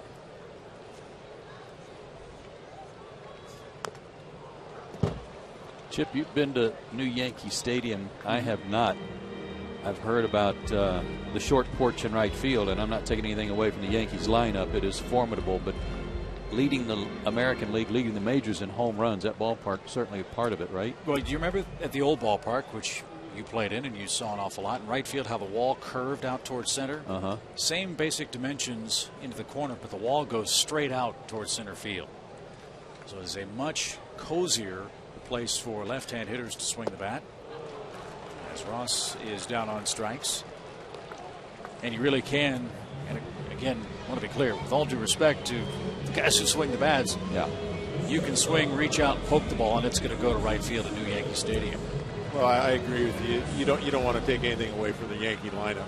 But look at the dimensions here at this ballpark. You've got 390 in the gap. I guess it's maybe 330 at Yankee Stadium, except it goes straight over. Correct. I mean, it's such a big advantage. I want to come back as a left-handed hitter in Yankee Stadium. Or as a right-handed hitter in Fulton County Stadium. Yeah, or Boston. Yeah. No, I know. I'm not complaining, but seeing some of the highlights, haven't been in New Yankee Stadium, but seeing some of the highlights, it seems way too close. Andrelton Simmons, the batter, he's rolled out to third twice and is 0 for 2. I think the thing that I'm looking forward to most in the series is making the comparisons of Derek Jeter and Chipper Jones. Two future Hall of Famers, both of whom have represented their organizations with such great class and success. They've played their entire careers in one place. Chipper, of course, retiring at the end of this year. But Derek Jeter playing like he's 27 again for the Yankees. He's having another fantastic season. So that'll be fun to talk about as well.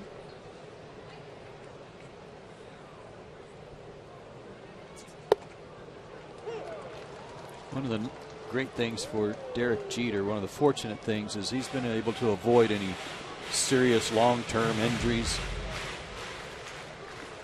No knees, no elbows, at a demanding position too, shortstop.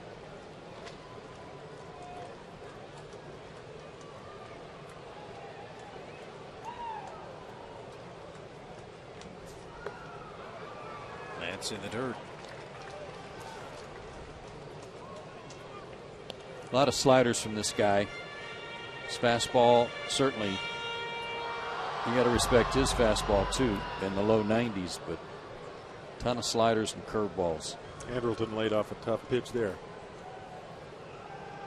Got a base open, tough situation to hit in.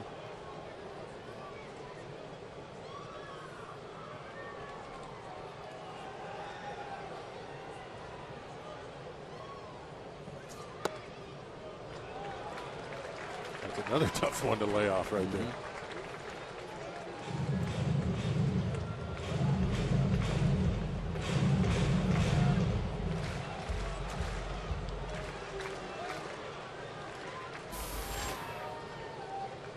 Christian Martinez loosening. Pitcher spot is due next for Atlanta. That's Livan Hernandez on deck.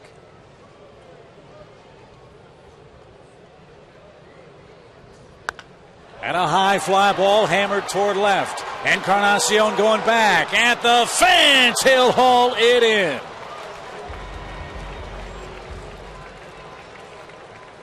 Simmons just missed. Nice catch by the Toronto left fielder. And we are through 5 innings at Turner Field with Toronto leading 6-4.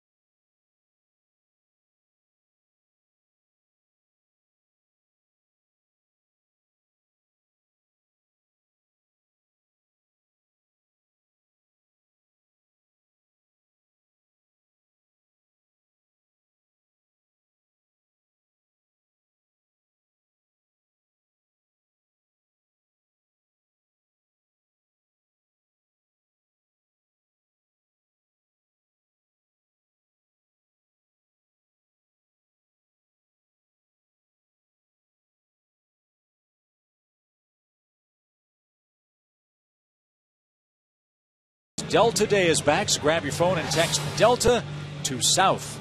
That's Delta to the numbers 76884 for a chance to win round-trip airfare for two any place Delta flies in the continental U.S., plus hotel accommodations and $250 spending cash. We will announce the winner of our Delta Day contest Wednesday when the Braves play the Yankees.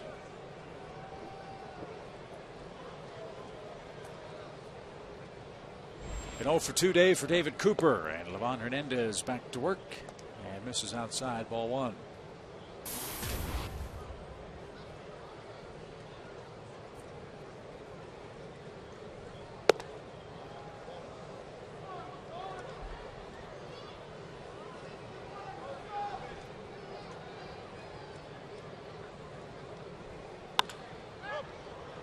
High pop fly into shallow right.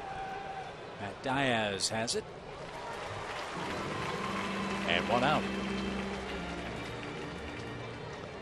Fans, save up to 40% off your next visit to Turner Field with the Chevron Family Value Plan. Packages start at $69 and you receive 4 tickets, 4 hot dogs, 4 sodas, a parking pass, game program, and a $10 Chevron gift card.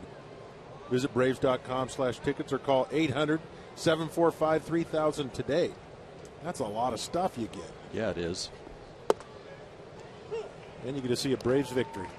There you go. What's the Murphy family record for most hot dogs consumed in a Major League Baseball game? 23. And then you want me to add the kids? Yeah, I was just going to say, was that you and Nancy? Or? Aracibia to right field. 2 outs. You might need 5 or 6 of those Chevron Family Value Plans. 5 or 6 wouldn't cover it, but get close. 2 outs. I'm a hot dog guy. I'll tell you, I had trouble, Joe, as you well know, Dodger Stadium. Come in after BP and you could smell those Dodger dogs. Yeah. Oh, I'd have to wait till about the 3rd inning till everything got digested, ready to go. Villanueva will stay in the game and bat in the Jays' 6th. You know, the only place I found that rivaled the old Dodger dogs was Rosenblatt Stadium in Omaha for the College World Series. There you go. Oh, late call. That's foul down the third base line. They've got a new ballpark in Omaha for the World Series. They can only hope that the hot dogs went with it. That was close. It was.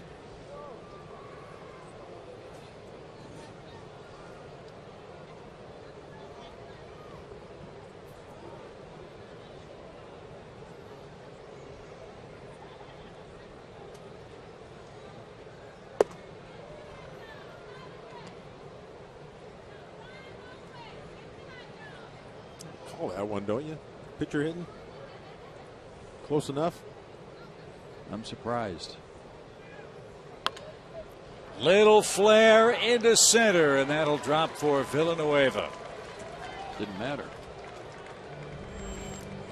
Those 2 balls he hit, that ball and that foul, sounded like balsa wood.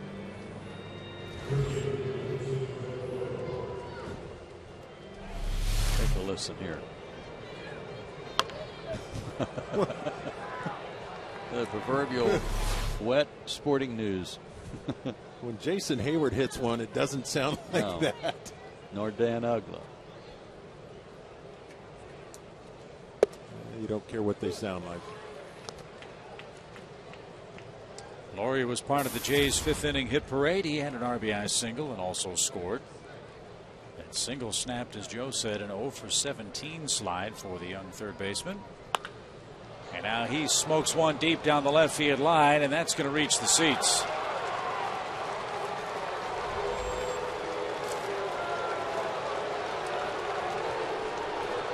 Toronto's taken out a little frustration on Atlanta's pitching today. A 2-run homer. Well, it comes on the heels of the pitcher getting a hit. A guy out of the bullpen who never gets to hit, number one, let alone in the American League. But look what these guys are sitting on breaking balls. Look, watch Lowry's front foot. He barely moved it, waiting, sitting back.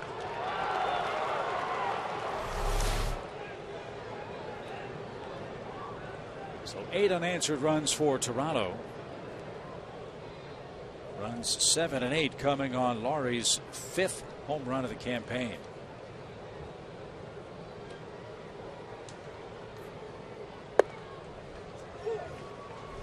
Watch the front foot here. Just quick little move, but he put it down quickly, which to me was like, all right. You're right. I'm waiting.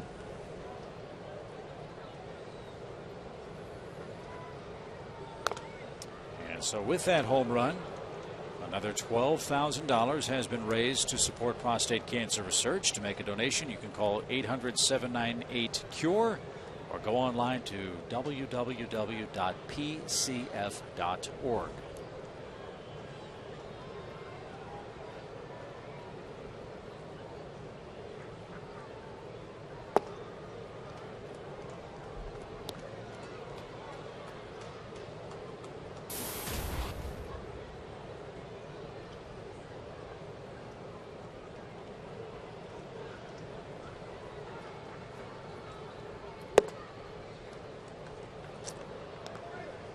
Delta Airlines on deck. Batter is Bautista.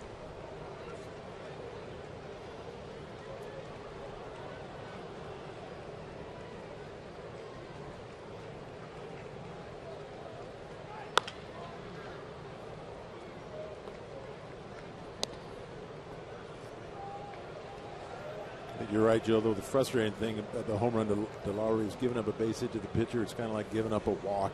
I mean, you just cannot let that pitcher get on.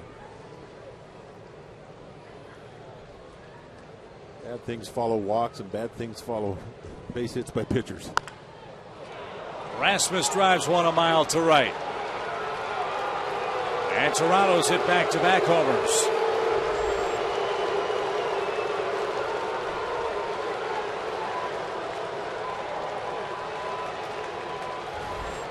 Ron Hernandez has given up 7 hits.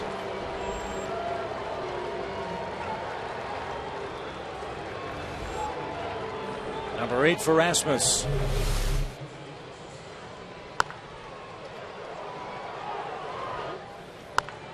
That looked like a fastball, Dale. Yeah, and that one sounded a little different than that balsa wood one. We got all of that one.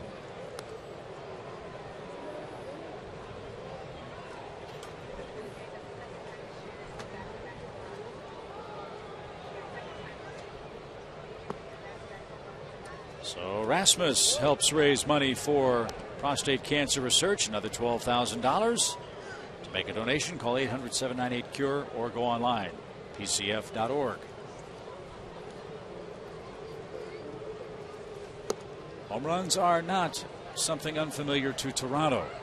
85 home runs hit as a club. That's 3rd in baseball.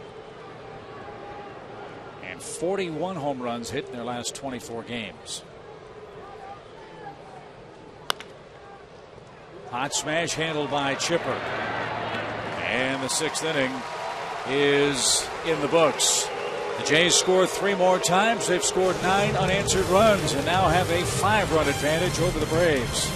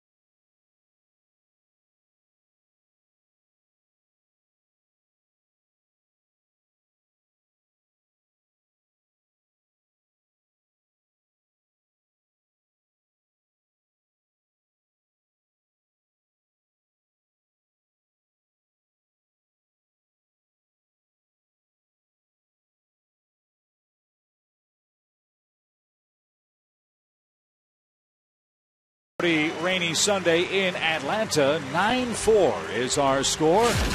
We have revisited some great moments in Braves history. Everybody remembers a play they simply call the catch. Otis Nixon, the great Braves speedster who was such a big part of those early 90s clubs. And he's here as well celebrating Alumni Weekend. And he joins our own Tom Hart. But Otis, let's talk about this weekend. It has been fantastic and must be such a thrill for you to catch up with so many former teammates and guys you didn't play with that wore the tomahawk across their chest. Yeah, seeing everybody getting back in. We had a great time with the softball game yesterday. We lost. The alumni lost, but to see all the guys coming back together is such a great time.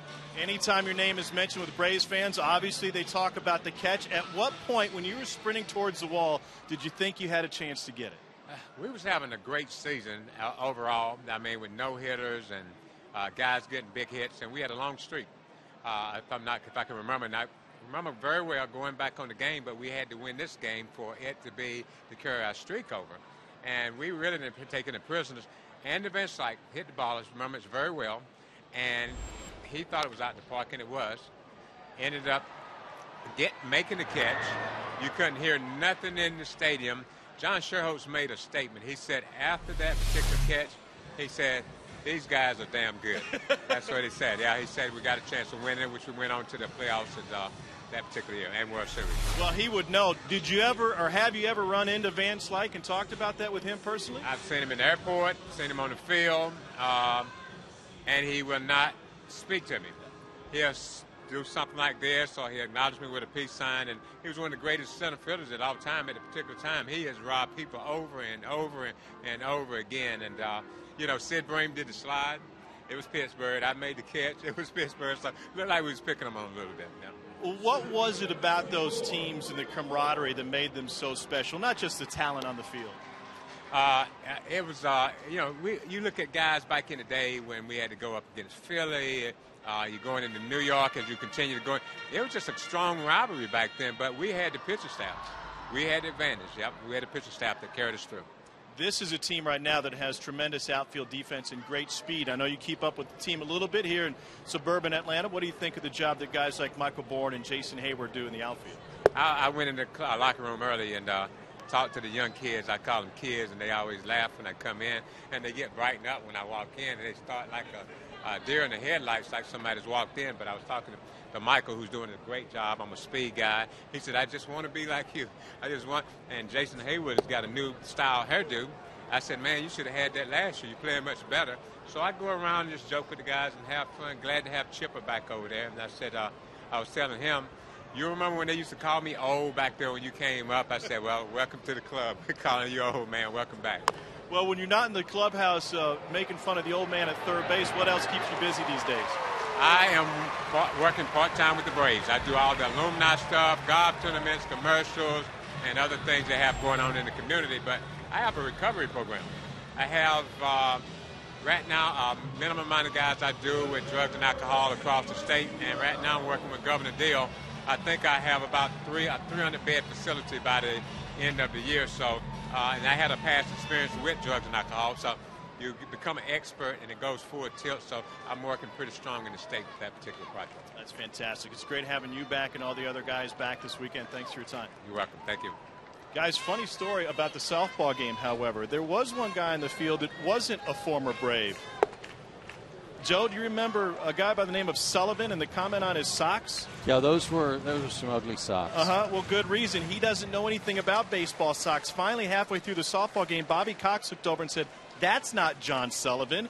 He has since been reported to authorities, but he did have an old uniform that he wore. He has been coming to the softball game for a couple years, but he will not be back.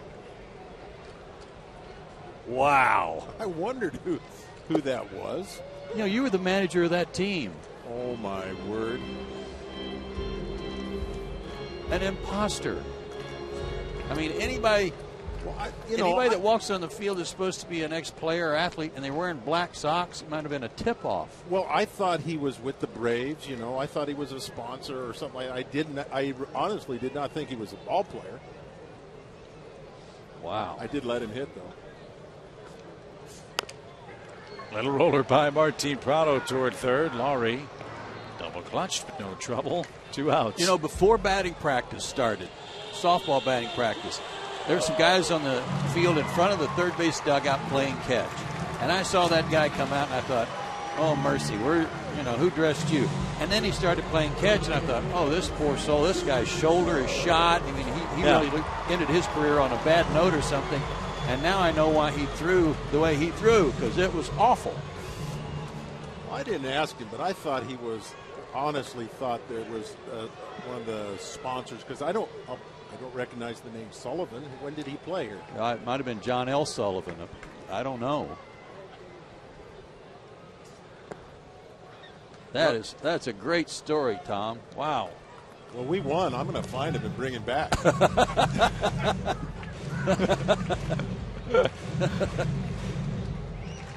But see, now you've given Smoltz an excuse to play under protest. He'll probably file a protest. I'm sure he will. But, we were all wearing funny socks. Did you see mine? Kind of, yeah. I didn't want to go there.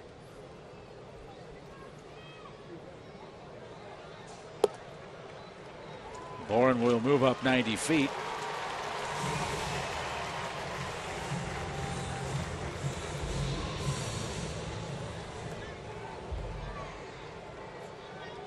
And a chance for Chipper with 2 outs to bring the Braves closer. Atlanta led this game 4-0 after 3.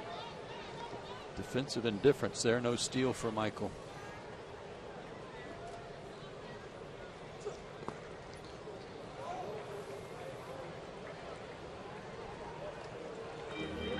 Mentioned this the other day, Joe. With this shift, it allows Michael Bourne to get way off of third and give him a better chance of scoring from third on a pass ball or wild pitch. Yeah, if he can get halfway down the line. The ball doesn't have to go all the way to the backstop. Right.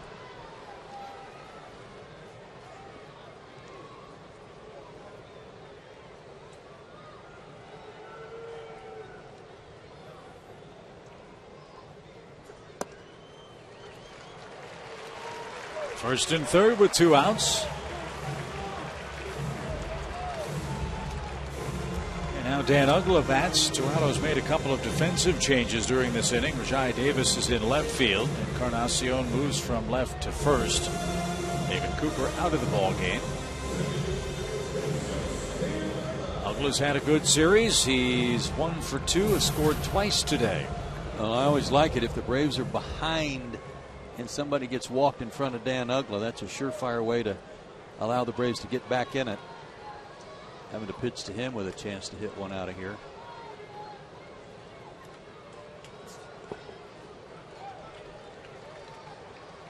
Arancibia saves a run with a good stop. 1 ball, no strikes. He did that a lot here on Friday night.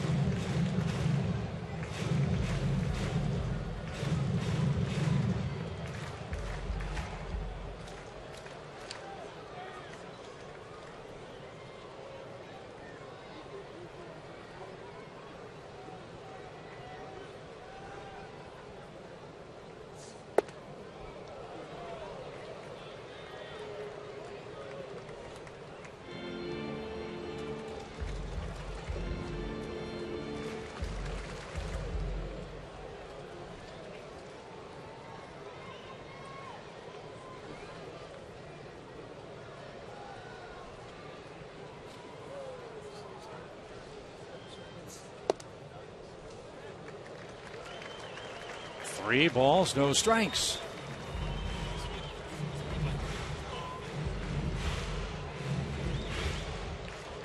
Jason Hayward looking like he might be getting loose to possible pinch hit for Matt Diaz.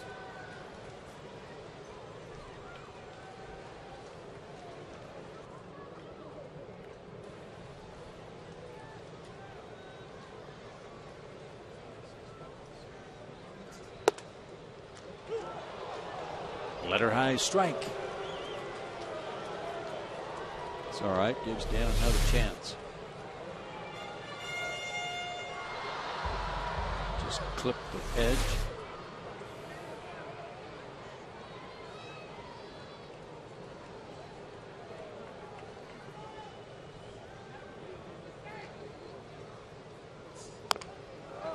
Little cue shot.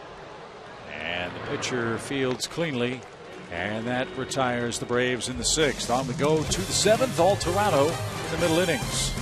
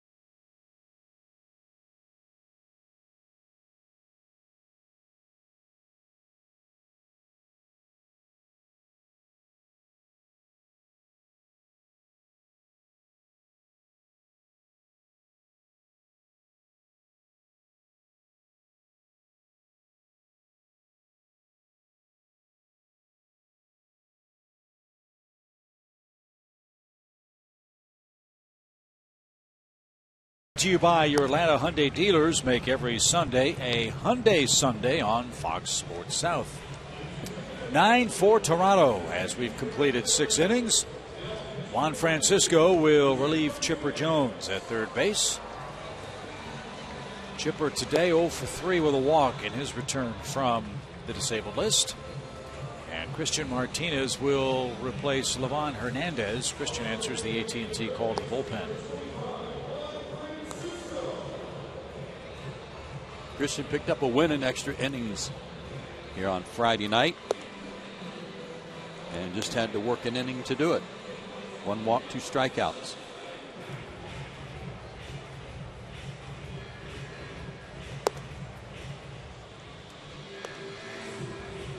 So a little extra rest for Chipper as he'll be out of the rest of this game, and he'll get his focus on for the Yankees tomorrow night.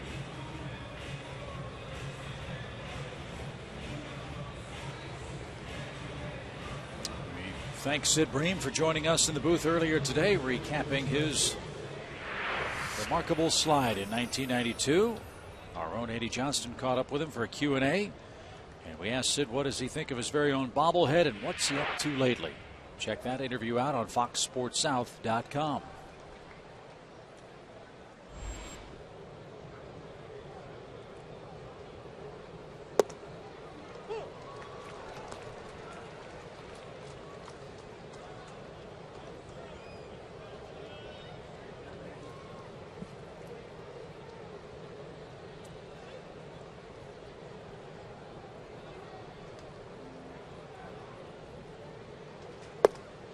This is Encarnacion's second go-round with Toronto. They got him originally from Cincinnati in a trade for Scott Rowland.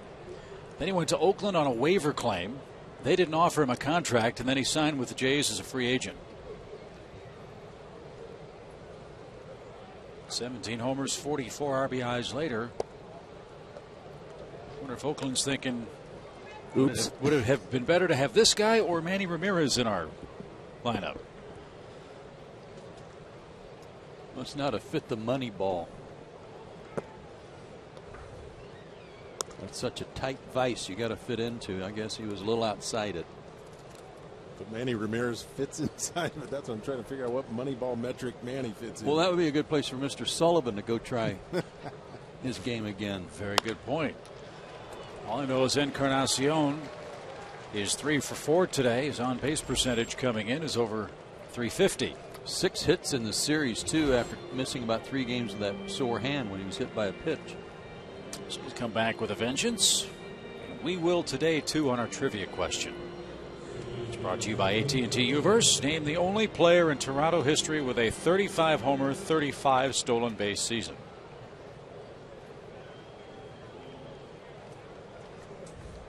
I got a good guess. Let's hear it. Jesse Barfield. Oh, that's a great guess. Devon White had a lot of stolen bases, but he never hit 35 homers. There's a guy whose name never gets mentioned among some of the better center fielders that played in the game. Devon White could go get him. You're right about that. Jesse Barfield's a great call. Get this right. It's my first one. I'm struggling. If you get it right, we might let you come back. No pressure. All right. Just give a few minutes to think about your answer. You let me slide on letting Sullivan hit yesterday? Well, that might be the makeup. You get the trivia right. 2-2 to Kelly Johnson. You're right, The though. police haven't talked to me yet. Yeah. You know Smoltz is going to be screaming ringer. Right? Ringer.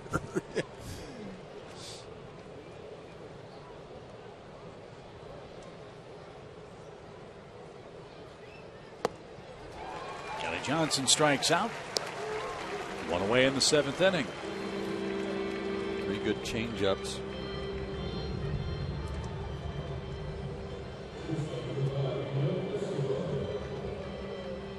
Not much has been made about the Jays winning the World Series a couple of times. But a lot of their success in their early days goes right back to the man who's been so instrumental in what's happened here in Atlanta, and that, of course, is Bobby Cox. Bobby Cox went north of the border, really laid the foundations for great baseball, playoff teams, first time around with Toronto.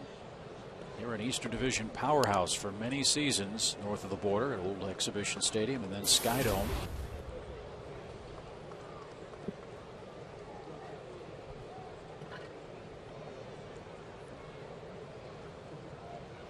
For the last 15 years or so, the Jays, despite having several very good teams, just hasn't been able to keep up with the Yankees or the Red Sox, and now Tampa Bay.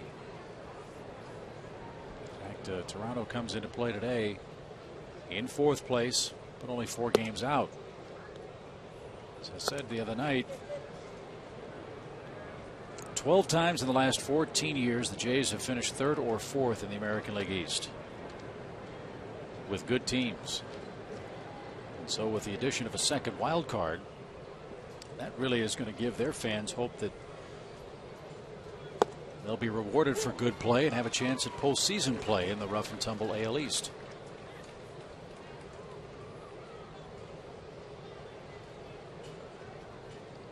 Give them a great opportunity to get back in there.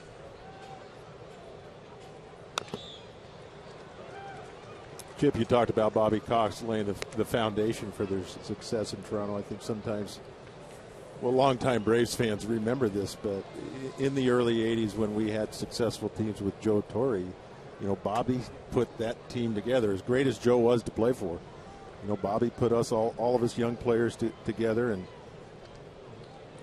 got the trade to get Chris Chambliss in here, kind of solidified that early 80s team prior to Joe Torre getting here. Fouled away by Escobar, 3-2. Didn't Joe Torre essentially say that? He said, look, I'm very fortunate to be in Atlanta because I'm managing the team that Bobby Cox really put together. Right. I think Ted said worst decision he ever made was firing Bobby Cox, and best decision he ever made was getting him back. I think I read or I've seen videotape. Somebody asked Ted. Fly ball into left center field for Escobar. Toronto's got him at the corners again with 1 out. On the day they fired Bobby, he said, well, what kind of manager are you going to be looking for? And he goes, well, someone kind of like Bobby. Right? Yeah.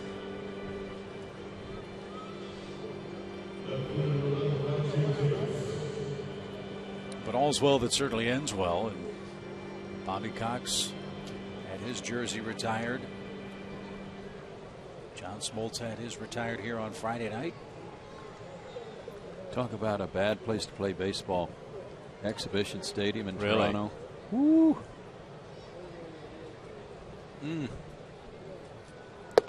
There, for teams that have gone from an old park to a new park, I think that they have done real well on a move up.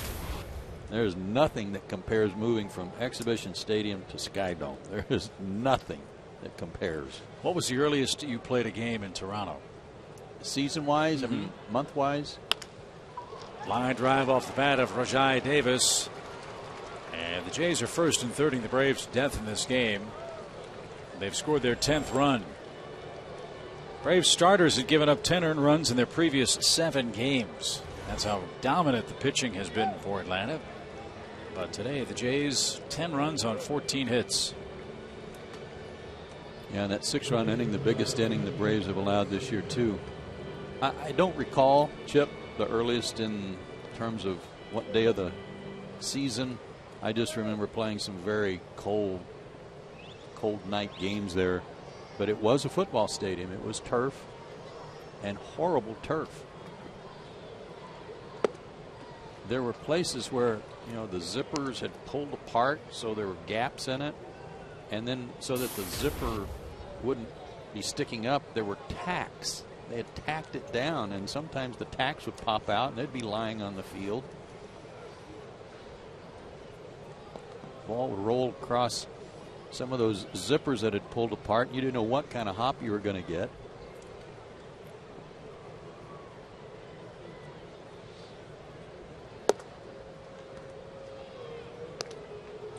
One ball, one strike.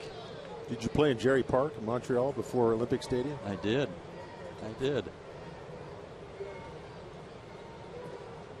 Heard some interesting things about that old ballpark. Another fly ball, this one into right center field. Who wants it? It'll be Michael Bourne. Escobar is going to tag, and he's going to slide home with the 11th Jays run. Sacrifice fly.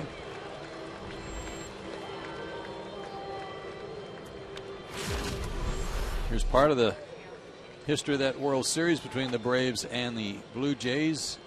An 11th inning hit by Dave Winfield that brought in a couple of runs.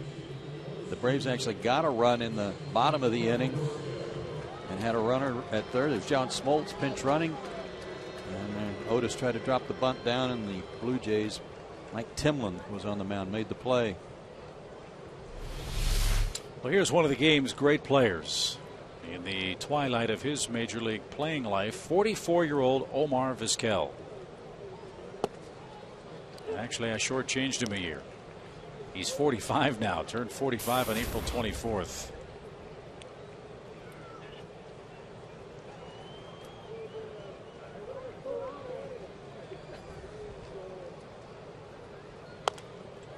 Shows you how old I'm getting, because I saw him break in when I was doing Mariners games. And he broke in with a lot of the same fanfare that Andrelton Simmons is getting in terms of defensive ability. Everybody raving about what a great shortstop this kid was. And a line drive drops in front of Matt Diaz. A pinch hit single for Omar Vizquel.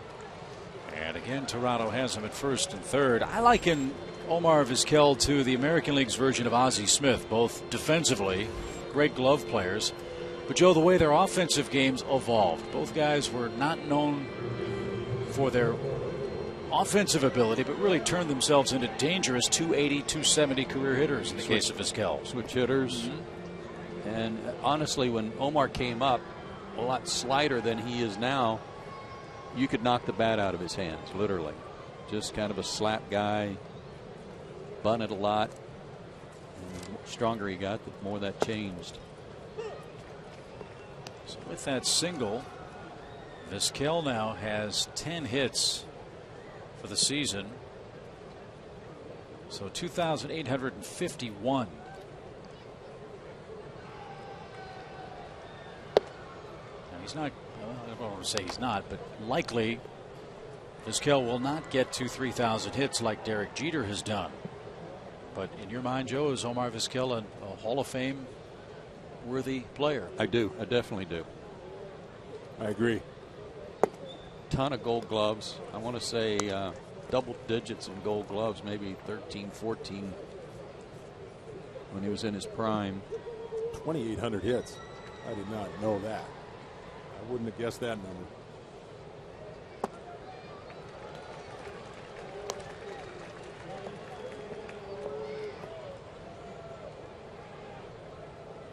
It's funny, Joe, you say when he first came up, he knocked the bat out of his hand. 2,800 hits later. Yeah, there you go. Remarkable. Yeah, 11 Gold Gloves for Vizquel. A remarkable career. And a chance to see one of the game's greats in a Blue Jays blowout here at Turner Field.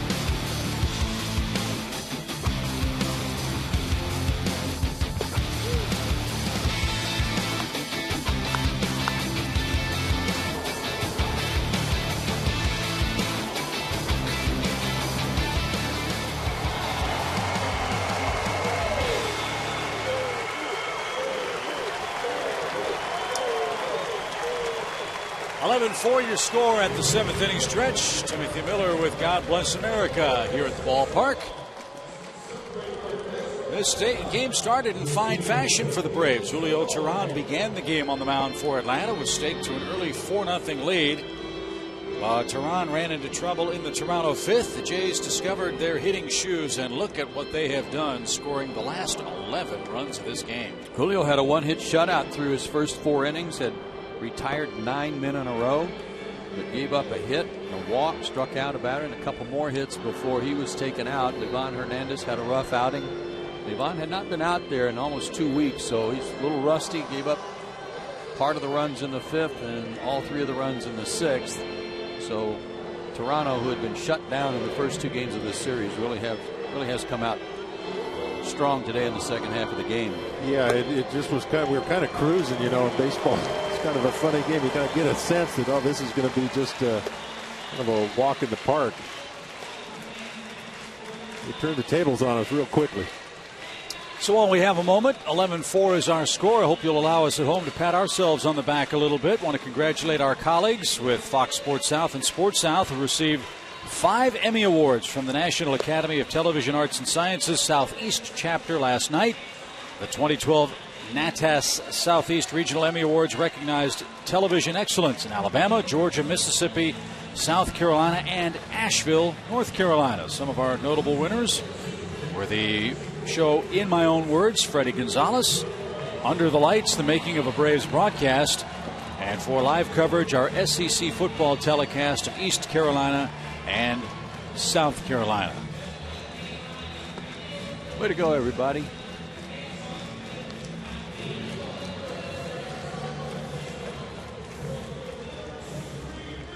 Good work by one and all.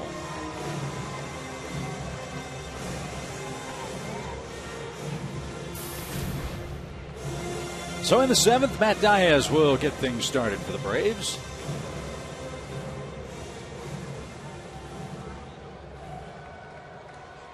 That's 2 for 3 in the game.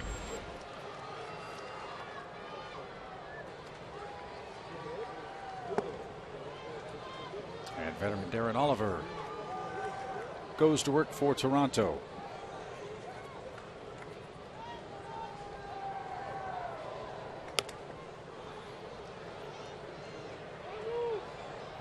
Nice play at first for Encarnacion near the tarp. Diaz pops out, one away.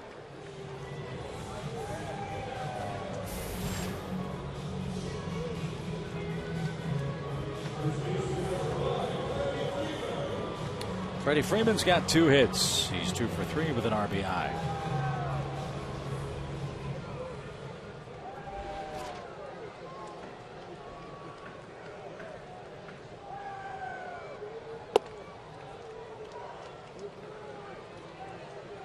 Like a little sunshine actually peeking through. I can see a shadow behind Freddie.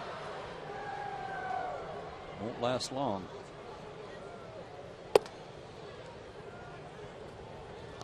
First final is in today. Tampa Bay beat the Marlins again. That's 6 straight losses for the Miami Ball Club. The other teams in the East are all tied. Mets and Yankees 4-4. Phillies and Baltimore 4-4. Washington, Boston 3-3. All of those games are late.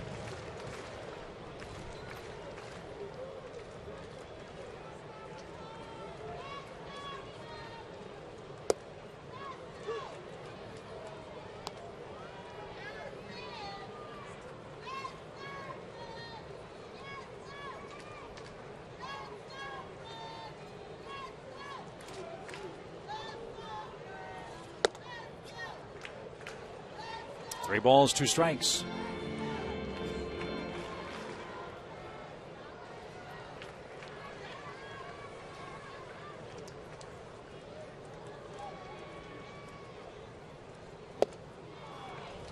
Two out.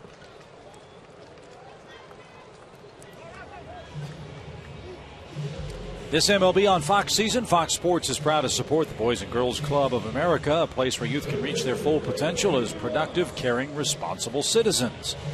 To learn more, please visit greatfutures.org/Fox Sports.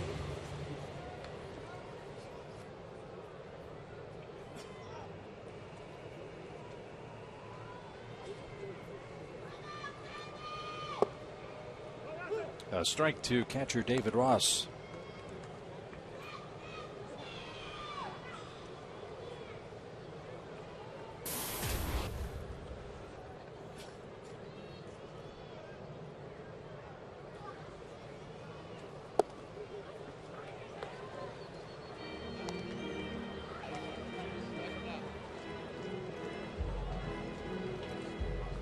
Darren Oliver, another man that's had a terrific, long major league career.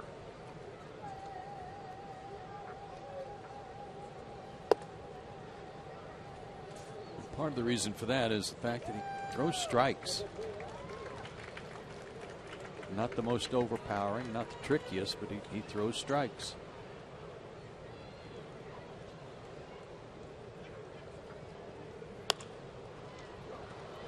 Down the right field line and out of play. Oliver started his big league career back in '93 with Texas.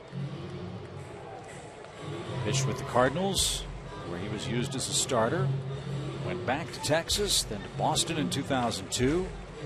Went 13-11 in 2003 as a starter for the Rockies. Then Florida, Houston, the Mets, Dodgers, Texas, and now Toronto. He'll be 42 this October. 16 seasons. 3 tours with Texas. 1, 2, 3. Yes. Yeah, that speaks to his character too. That, you know, when you get traded, and there's no bad blood when you get traded or released or whatever happens, and a team knows what a good person you are, how you can contribute to a good ball club. They bring you back. And he's been a part of winning teams too, Joe. I mean, he's pitched in the playoffs in 7 different seasons. including 2010 and 11 Rangers clubs that went to the World Series. He's 42 and Omar Vizquel's 45 there. Yep.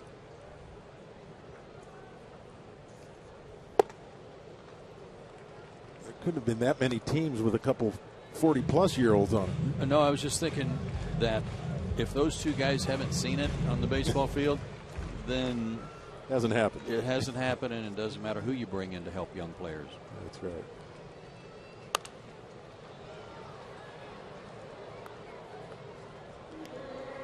Out of play, still a full count.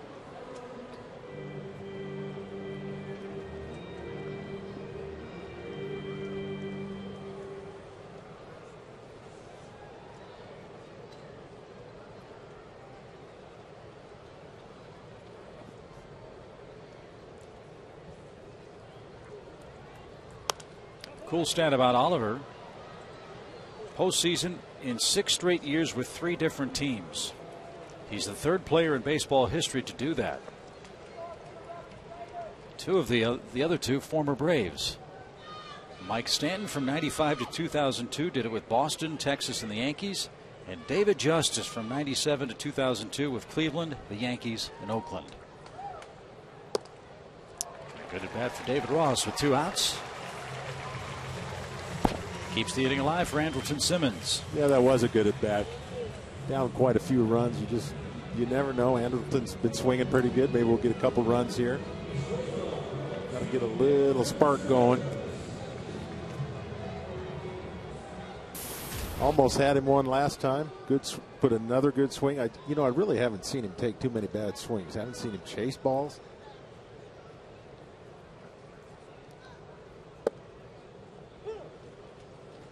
And I haven't seen him overswing, trying to pull everything either. Well, we talked a lot about his batting title a couple of years ago. Didn't strike out a lot. Won the batting title by 20 points. And that's the funny thing to me about Simmons. All the talk is about his glove. He's a career 300 hitter in the minor leagues coming into this season. Obviously a big difference between single A, double A, triple A, major league pitching, but 300's 300. Right? You assume guys, especially in A-ball, are competing against people their own age or their own caliber, I'll say. He was a little bit older for a player in Lynchburg last year, but not that experienced. First full season in pro ball. And I believe he was the only player in that league that hit 300. And a little better. That's impressive. 311 to be exact. Well, he's going to get stronger, too. I mean, you have a good swing now. In a few years, he starts maturing, put on a little weight. The power numbers are going to get better and better, which is something you don't really worry about with Andrelton Simmons. You're happy to have him. The way he plays defense, you don't really want him to worry about that offense too much. That's foul past third. We'll do it again. 3 balls, 2 strikes.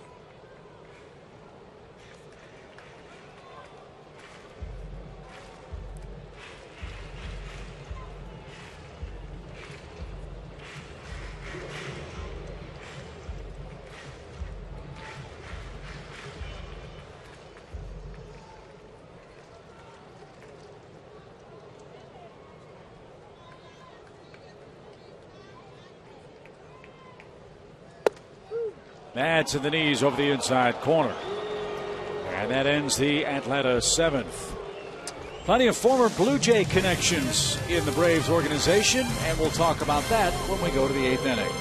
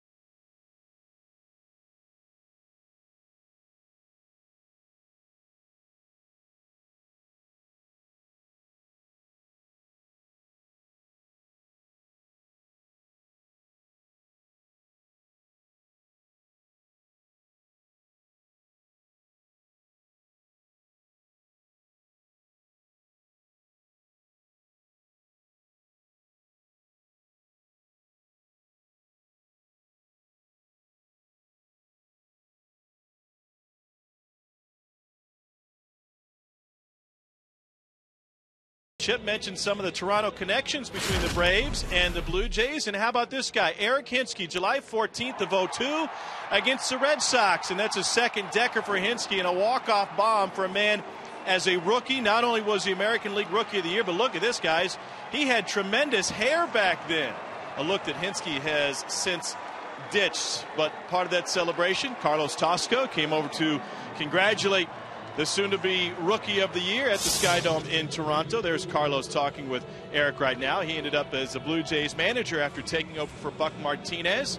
Hinske, Rookie of the Year, put up a .279 average with 24 home runs. And for Carlos Tosca, he's one of 3 Blue Jays that year who hit more than 23. Vernon Wells and Carlos Delgado, the other 2.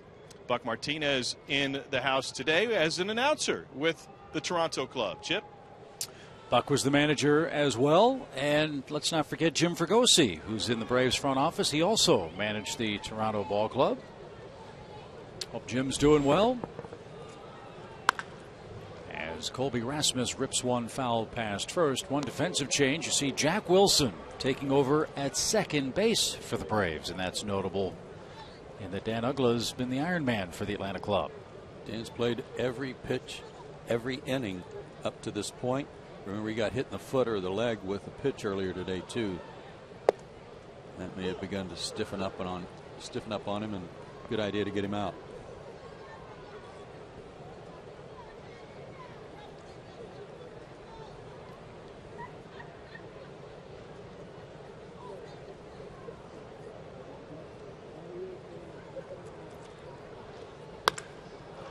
Rasmus with another hit. And he'll gallop into second. A single, a homer, and a double in his last 3 at-bats tonight. Or today, I should say. And Toronto, 16 hits in the game. So let's answer our trivia question. Any guesses, fellas? Brought to you by AT&T Universe, who's the only player in Toronto history with a 35-homer, 35 stolen base season. I just got to go with my first impression, Jesse Barfield. I'm going to go with you, Murph. I don't think Robbie Alomar ever hit 35 homers, but loved watching him play, so. I'll tell you what, I'll give you a third name. Sean Green.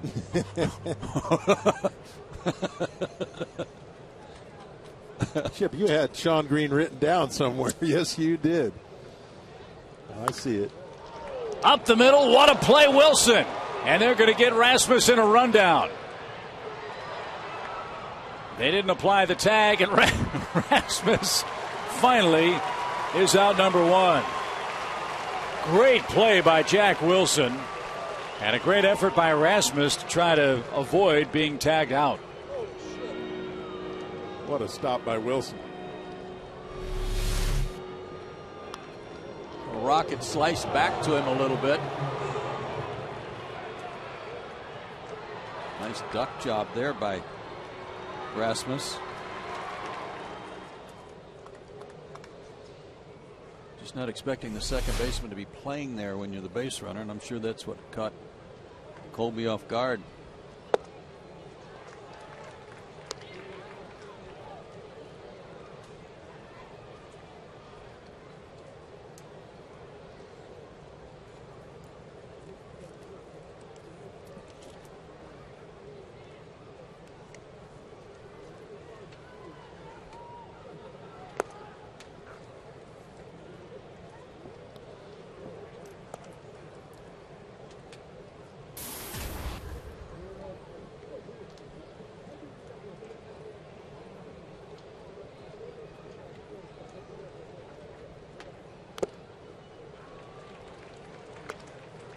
The Yankees won today. They just finished off the Mets at Yankee Stadium. 5-4 was that final.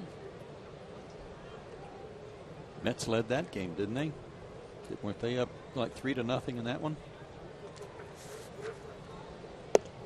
Pitchers in that game, Neese and Andy Pettitte, came in at 3-2 for the Yankees club. What an amazing story he's been. Atlanta won't see Pettitte in the upcoming series, obviously. We'll see Nova, Sabathia, and Kuroda for New York. I saw Andy Pettit in spring training and asked him how he liked retirement. He goes, "Oh, it's going great. Yeah, fine." A couple days later, he announced he's coming back. Well, their pitching has been really, really good. Showed you that graphically earlier as we set up the Yankee series. Tom Hart did that for us. But they're missing not only Mariano Rivera, they're missing Michael Pineda. Remember, he was the big ticket acquisition from Seattle. And virtually as soon as the Yankees got him, he came down with a bad arm. So even though without Pineda, the Yankees at the moment a half game behind Tampa Bay in the AL East.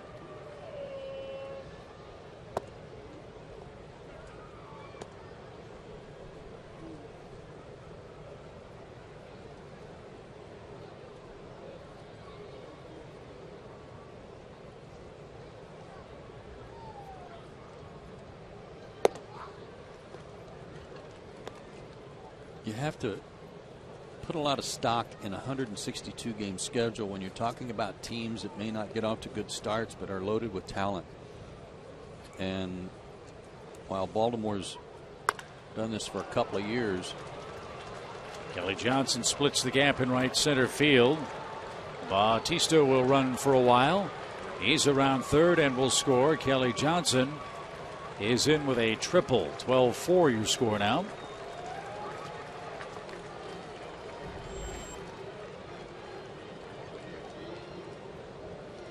Get back to Joe's story in a second as we invite you to stop by the Braves Clubhouse store at CNN Center and ask how you can get a free set of Braves Turvis tumblers.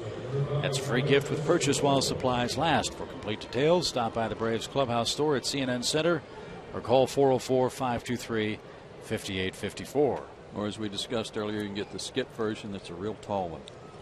And the way this game's going, maybe it'll be full. 12 runs unanswered.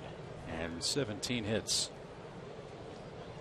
Or he might have said, Kelly Johnson with a triple, and I could use one right about now.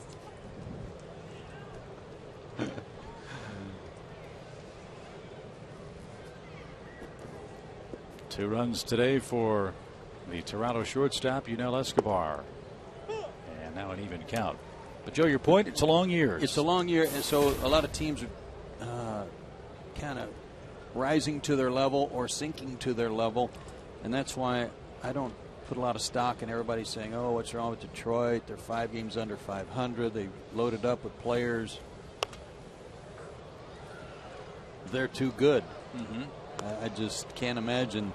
I don't know, we're 60 games into the season, but I can't imagine that they're not going to be at or near the top of the Central in the American League. Well, wasn't that Walter Alston's philosophy? Every team wins 54, every team loses 54. You really have 54 games that make the difference as to whether you're a winning team or a losing team. And we've just gotten past that 54 game mark, a third of the way through the season. There is still much more baseball left to be played. Not much left in this game, however. We are into the bottom of inning number 8, and the Blue Jays are romping.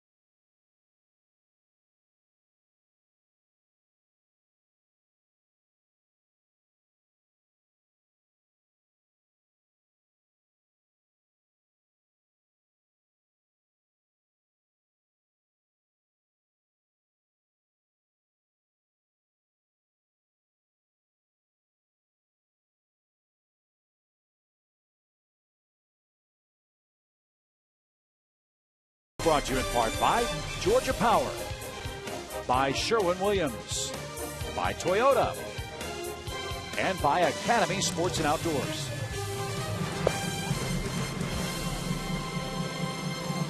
(12-4) Blue Jays. We go to the bottom of the 8th. Fans B.O.B. will perform a free post-game show Saturday, June 16th, presented by Coca-Cola and Delta. Watch the Braves take on the Orioles and stay for a free concert as B.O.B. performs hits from his newly released ALBUM. Visit Braves.com/concert for tickets today. Very nice. Juan Francisco leads off the 8th. Beck's the new pitcher for Toronto. McCoy takes over at second base. I'm staying for that concert.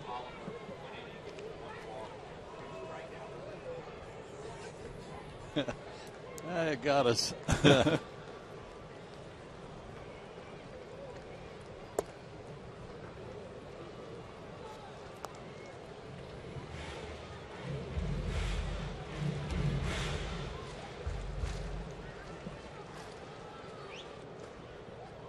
It's just so interesting how this game started. It just is. That's well hit but foul. Felt so comfortable there for a few innings, seeing Julio Teheran doing what he had been doing in AAA, and really excited for him. And boom, boom, different score. Braves had the bases loaded too in the 4th inning and didn't score. Kind of a signal there of things to come. And with the big hitters up in that inning for Atlanta. And Francisco with a 2-strike hit. Just need to get back in a 1st and 3rd situation again and see if he wants to practice that move and balk one in and get the Braves going. Well, Bolino's at 3rd base now. That run he balked in was not his. We need about a half hour of 1st and 3rds, don't we? Yes.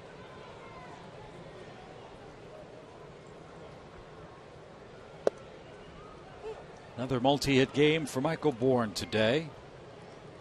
Michael 18 for his last 41. 25 multi-hit games. He has 3 straight 3-hit games. Trying to extend that with this 8th inning at bat. I wonder what the record is for that. 3 seems like a lot to me. It does to me too. 3 straight 3-hit games. Wow.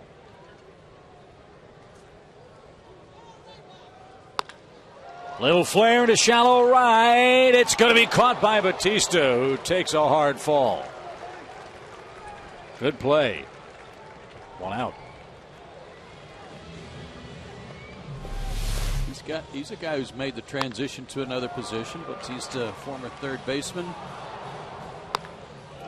Shows you good range here and a good effort. Yeah, it was. You always hear about how far he's hitting the ball and all the home runs. I've been impressed with not only that play, but he made a good play in the corner on a double earlier in the game. Maybe the closer play than I thought. He throws better than I realized as well.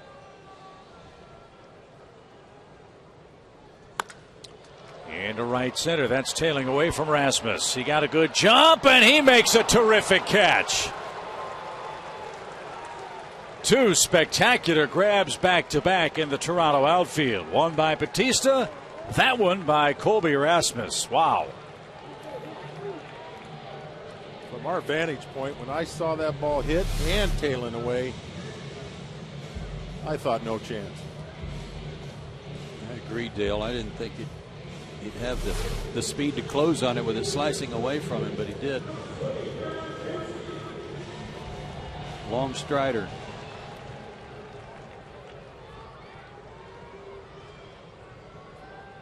So former Blue Jay Eric Hinsky.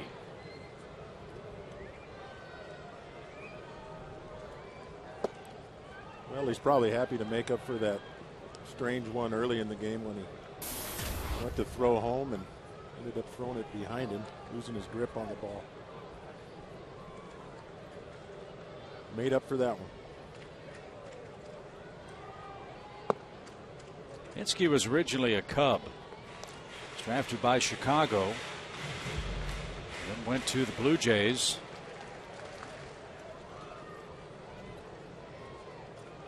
After stopping in Oakland and then the White Sox. But in Toronto, Eric won the Rookie of the Year award in 2002. Played third base 2002, 3, and 4. 2005 played first base. Then in 06 played right, first, third, and left. So his career really evolved north of the border.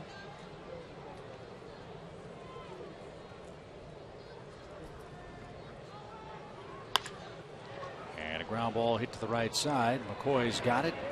And that ends the Atlanta 8th inning. We go to the 9th, 12-4, Blue Jays.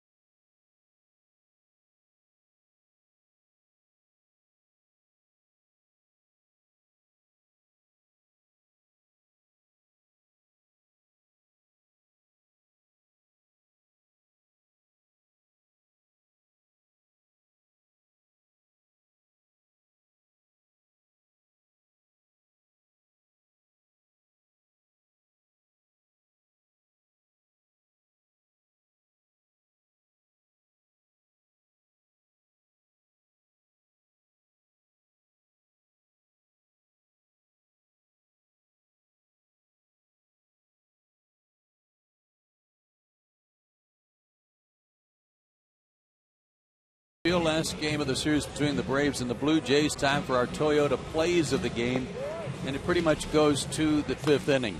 The Blue Jays started off with a hit by Kelly Johnson. They sent 11 men to the plate. They racked up 7 hits. They even left a couple of guys on base, but they scored 6 runs. It was the biggest inning of the year the Braves have allowed, and they didn't stop there. They added 3 in the 6th, 2 in the 7th, 1 in the 8th so far. And they come up to bat here in the 9th, leading 12-4. Those were our Toyota plays in the game. Yes, the Braves had allowed 12 runs in their previous 7 games before allowing 12 today. So it was indeed a breakout game for the Blue Jays. And Chad Durbin will become the 4th pitcher of the afternoon for Atlanta. He'll answer, we hope, will be our final AT&T call to the bullpen today.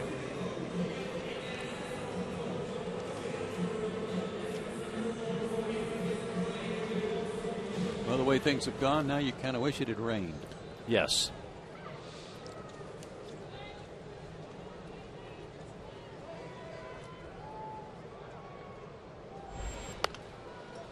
Rajai Davis pops one foul.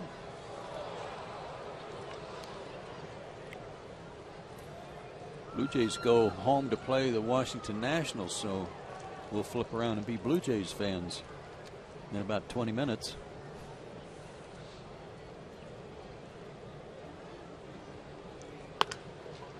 Davis with a ground ball to short. Here are the pitching matchups for the Yankees series, which starts tomorrow. Delgado, Minor, and Hudson for Atlanta. Nova, Sabathia, and Kuroda.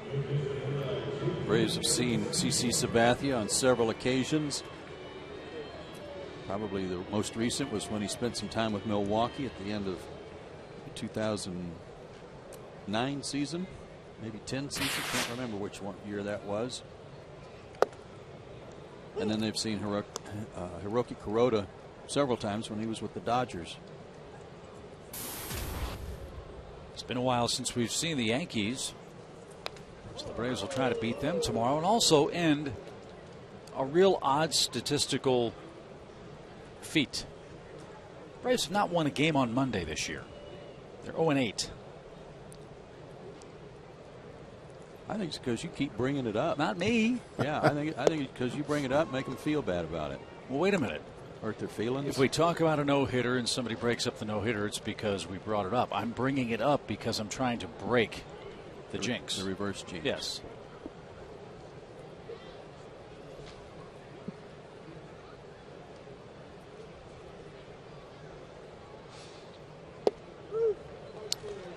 Arancibia takes a called third strike. 2 outs.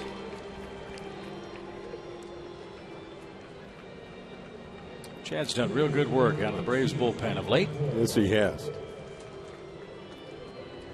I think Freddie Gonzalez earlier in the week talked about maybe changing Chad's bullpen responsibilities a little bit, moving him a little bit into more of a setup role from time to time. At times he's felt that his Venters, O'Flaherty, Kimbrel trio is a little too predictable for the opposing manager. If you throw Durbin into that mix, it might alter the way the other skipper manages his bench. See if that comes to pass against New York. Well, you like how he bounced back from kind of a rough start. Rough start. I think he's just gotten his stuff back together. I think he's he's a sinker slider guy, and especially where his sinker's concerned, he's been using that very effectively and comes in spots with the guys on base. We've talked about how good he has been with inherited runners. He's been real good coming in the middle of an inning and getting out of it. And for guys like Durbin, for me, that's the most important stat. Forget ERA, first batter faced, inherited runners scored.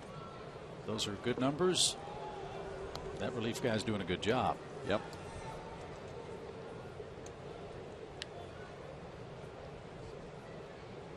Mike McCoy batting for the first time today. And now faces a 3-2 pitch. How's your score sheet looking, Dale? Did you get those issues resolved in the 6th inning? I stopped about 2 innings ago. Oh. No, you're caught up. You're doing good. Liner over short. 18 hits for Toronto.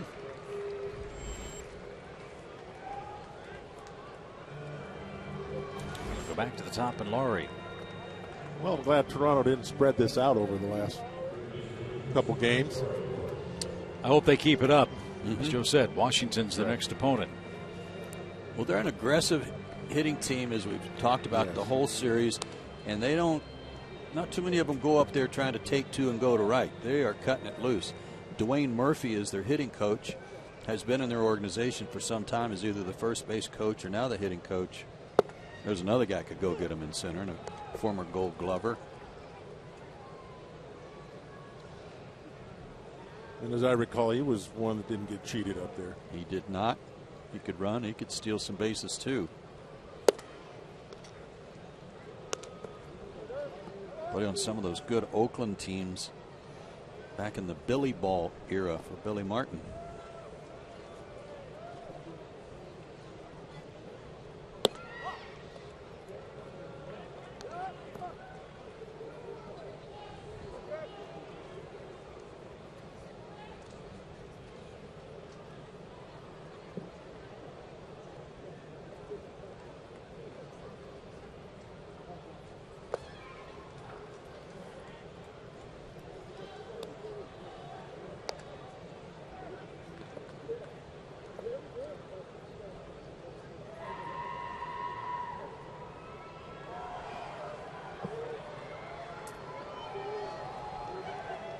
Three balls and a strike.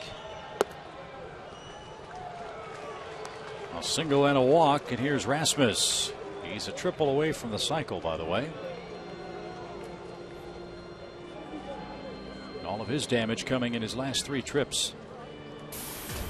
Yeah, he was 1 for 11 in the series before the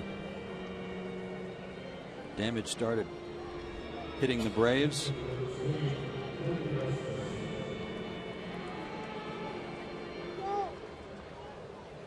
6-run 5th inning.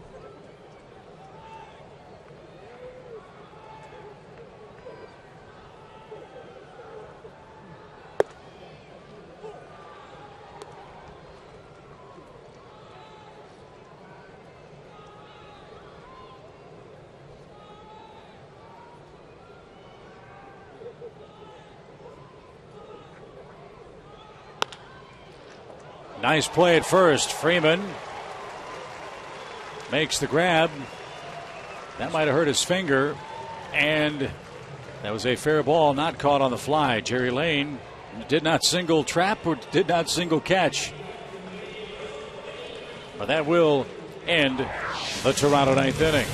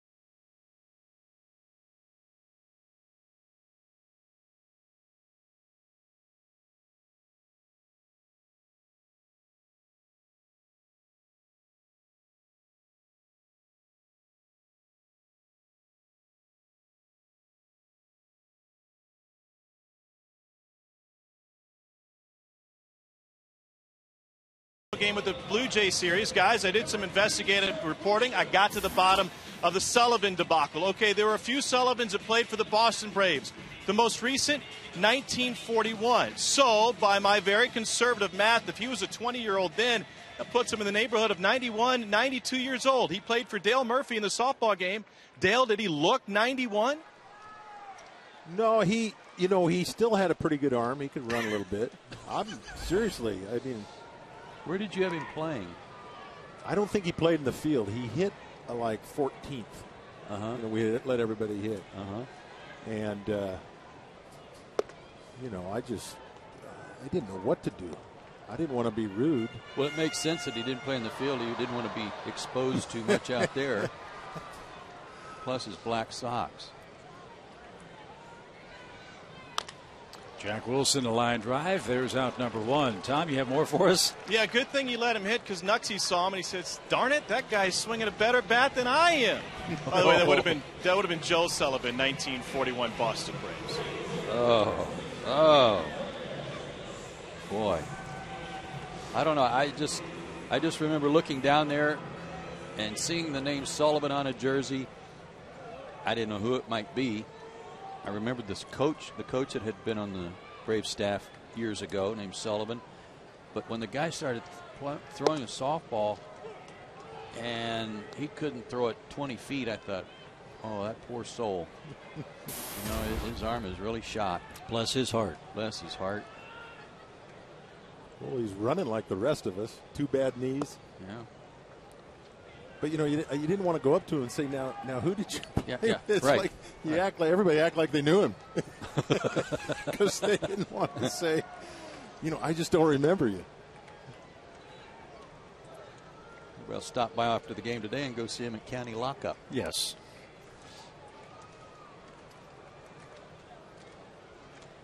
What did Tom call it? The Sullivan debacle. Yes. Sounds like a Hollywood blockbuster.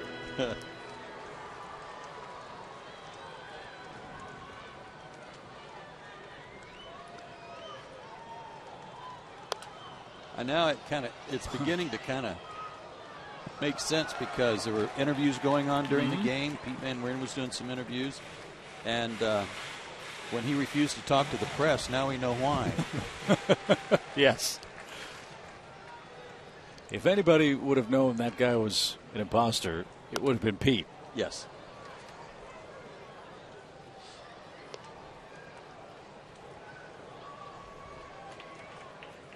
That would have been a fun interview. Watch. Now, who'd you play for? Yeah, and oh, no, I never played. What position? Oh, fun stuff. Casey Jansen, the pitcher. Matt Diaz, the hitter. And a ground ball left side. Escobar, deep, short. And Encarnacion held the bag. Good play. And 2 outs. Coming up on Braves Live, presented by AT&T, we'll talk to Freddie Gonzalez. We'll get sound from the locker room. And we'll talk about what is a tale of 2 games today. The Braves led 4-0, but Toronto, with huge 5th, 6th, and 7th innings, has scored 12 unanswered runs. The other thing, too, on this investigative story that Tom Hart's worked so hard on is that this is usually something like a fraternity prank. You know, some guy in his 20s who tries to be a wedding crasher type thing. This guy's like 80.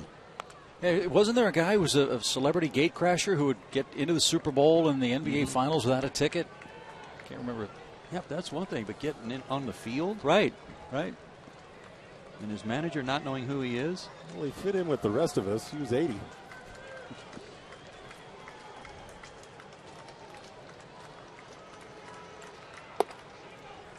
One ball, 2 strikes.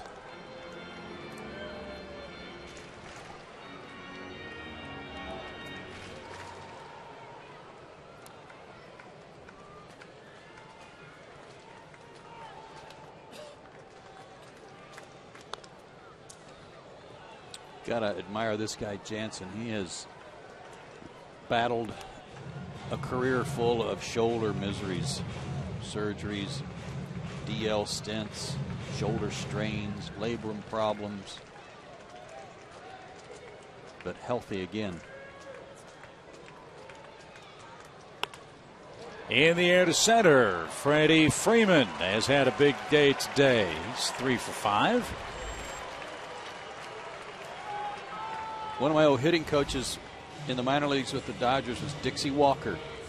And one of the things he always stressed to us was be greedy. If you get one, you got to want 2. And then even in a chance like this in the 9th inning, down a ton of runs, you still got to want another hit. And Freddie gets his 3rd one here. Painful though it might have been.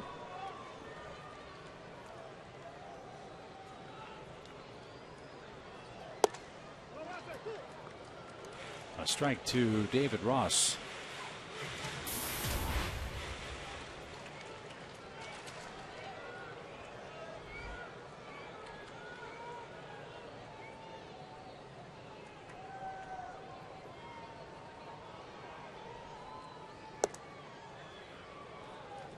Finals now in from the National League East. Washington did beat Boston today. That's a 4-3 final at Fenway Park. Washington's won 3 in a row now. Yankees, as we told you, beat the Mets, and Baltimore beat the Phillies.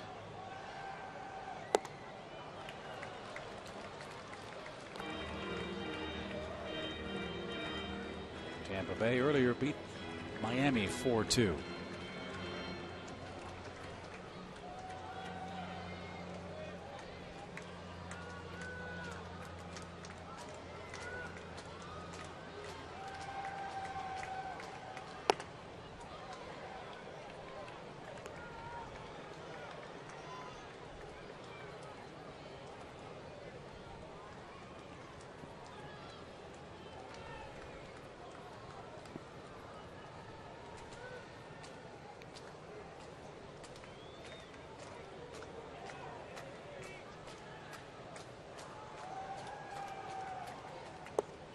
And that is your ball game. The Toronto Blue Jays were held in check the first 2 games this weekend, and the Braves were in good shape after 4.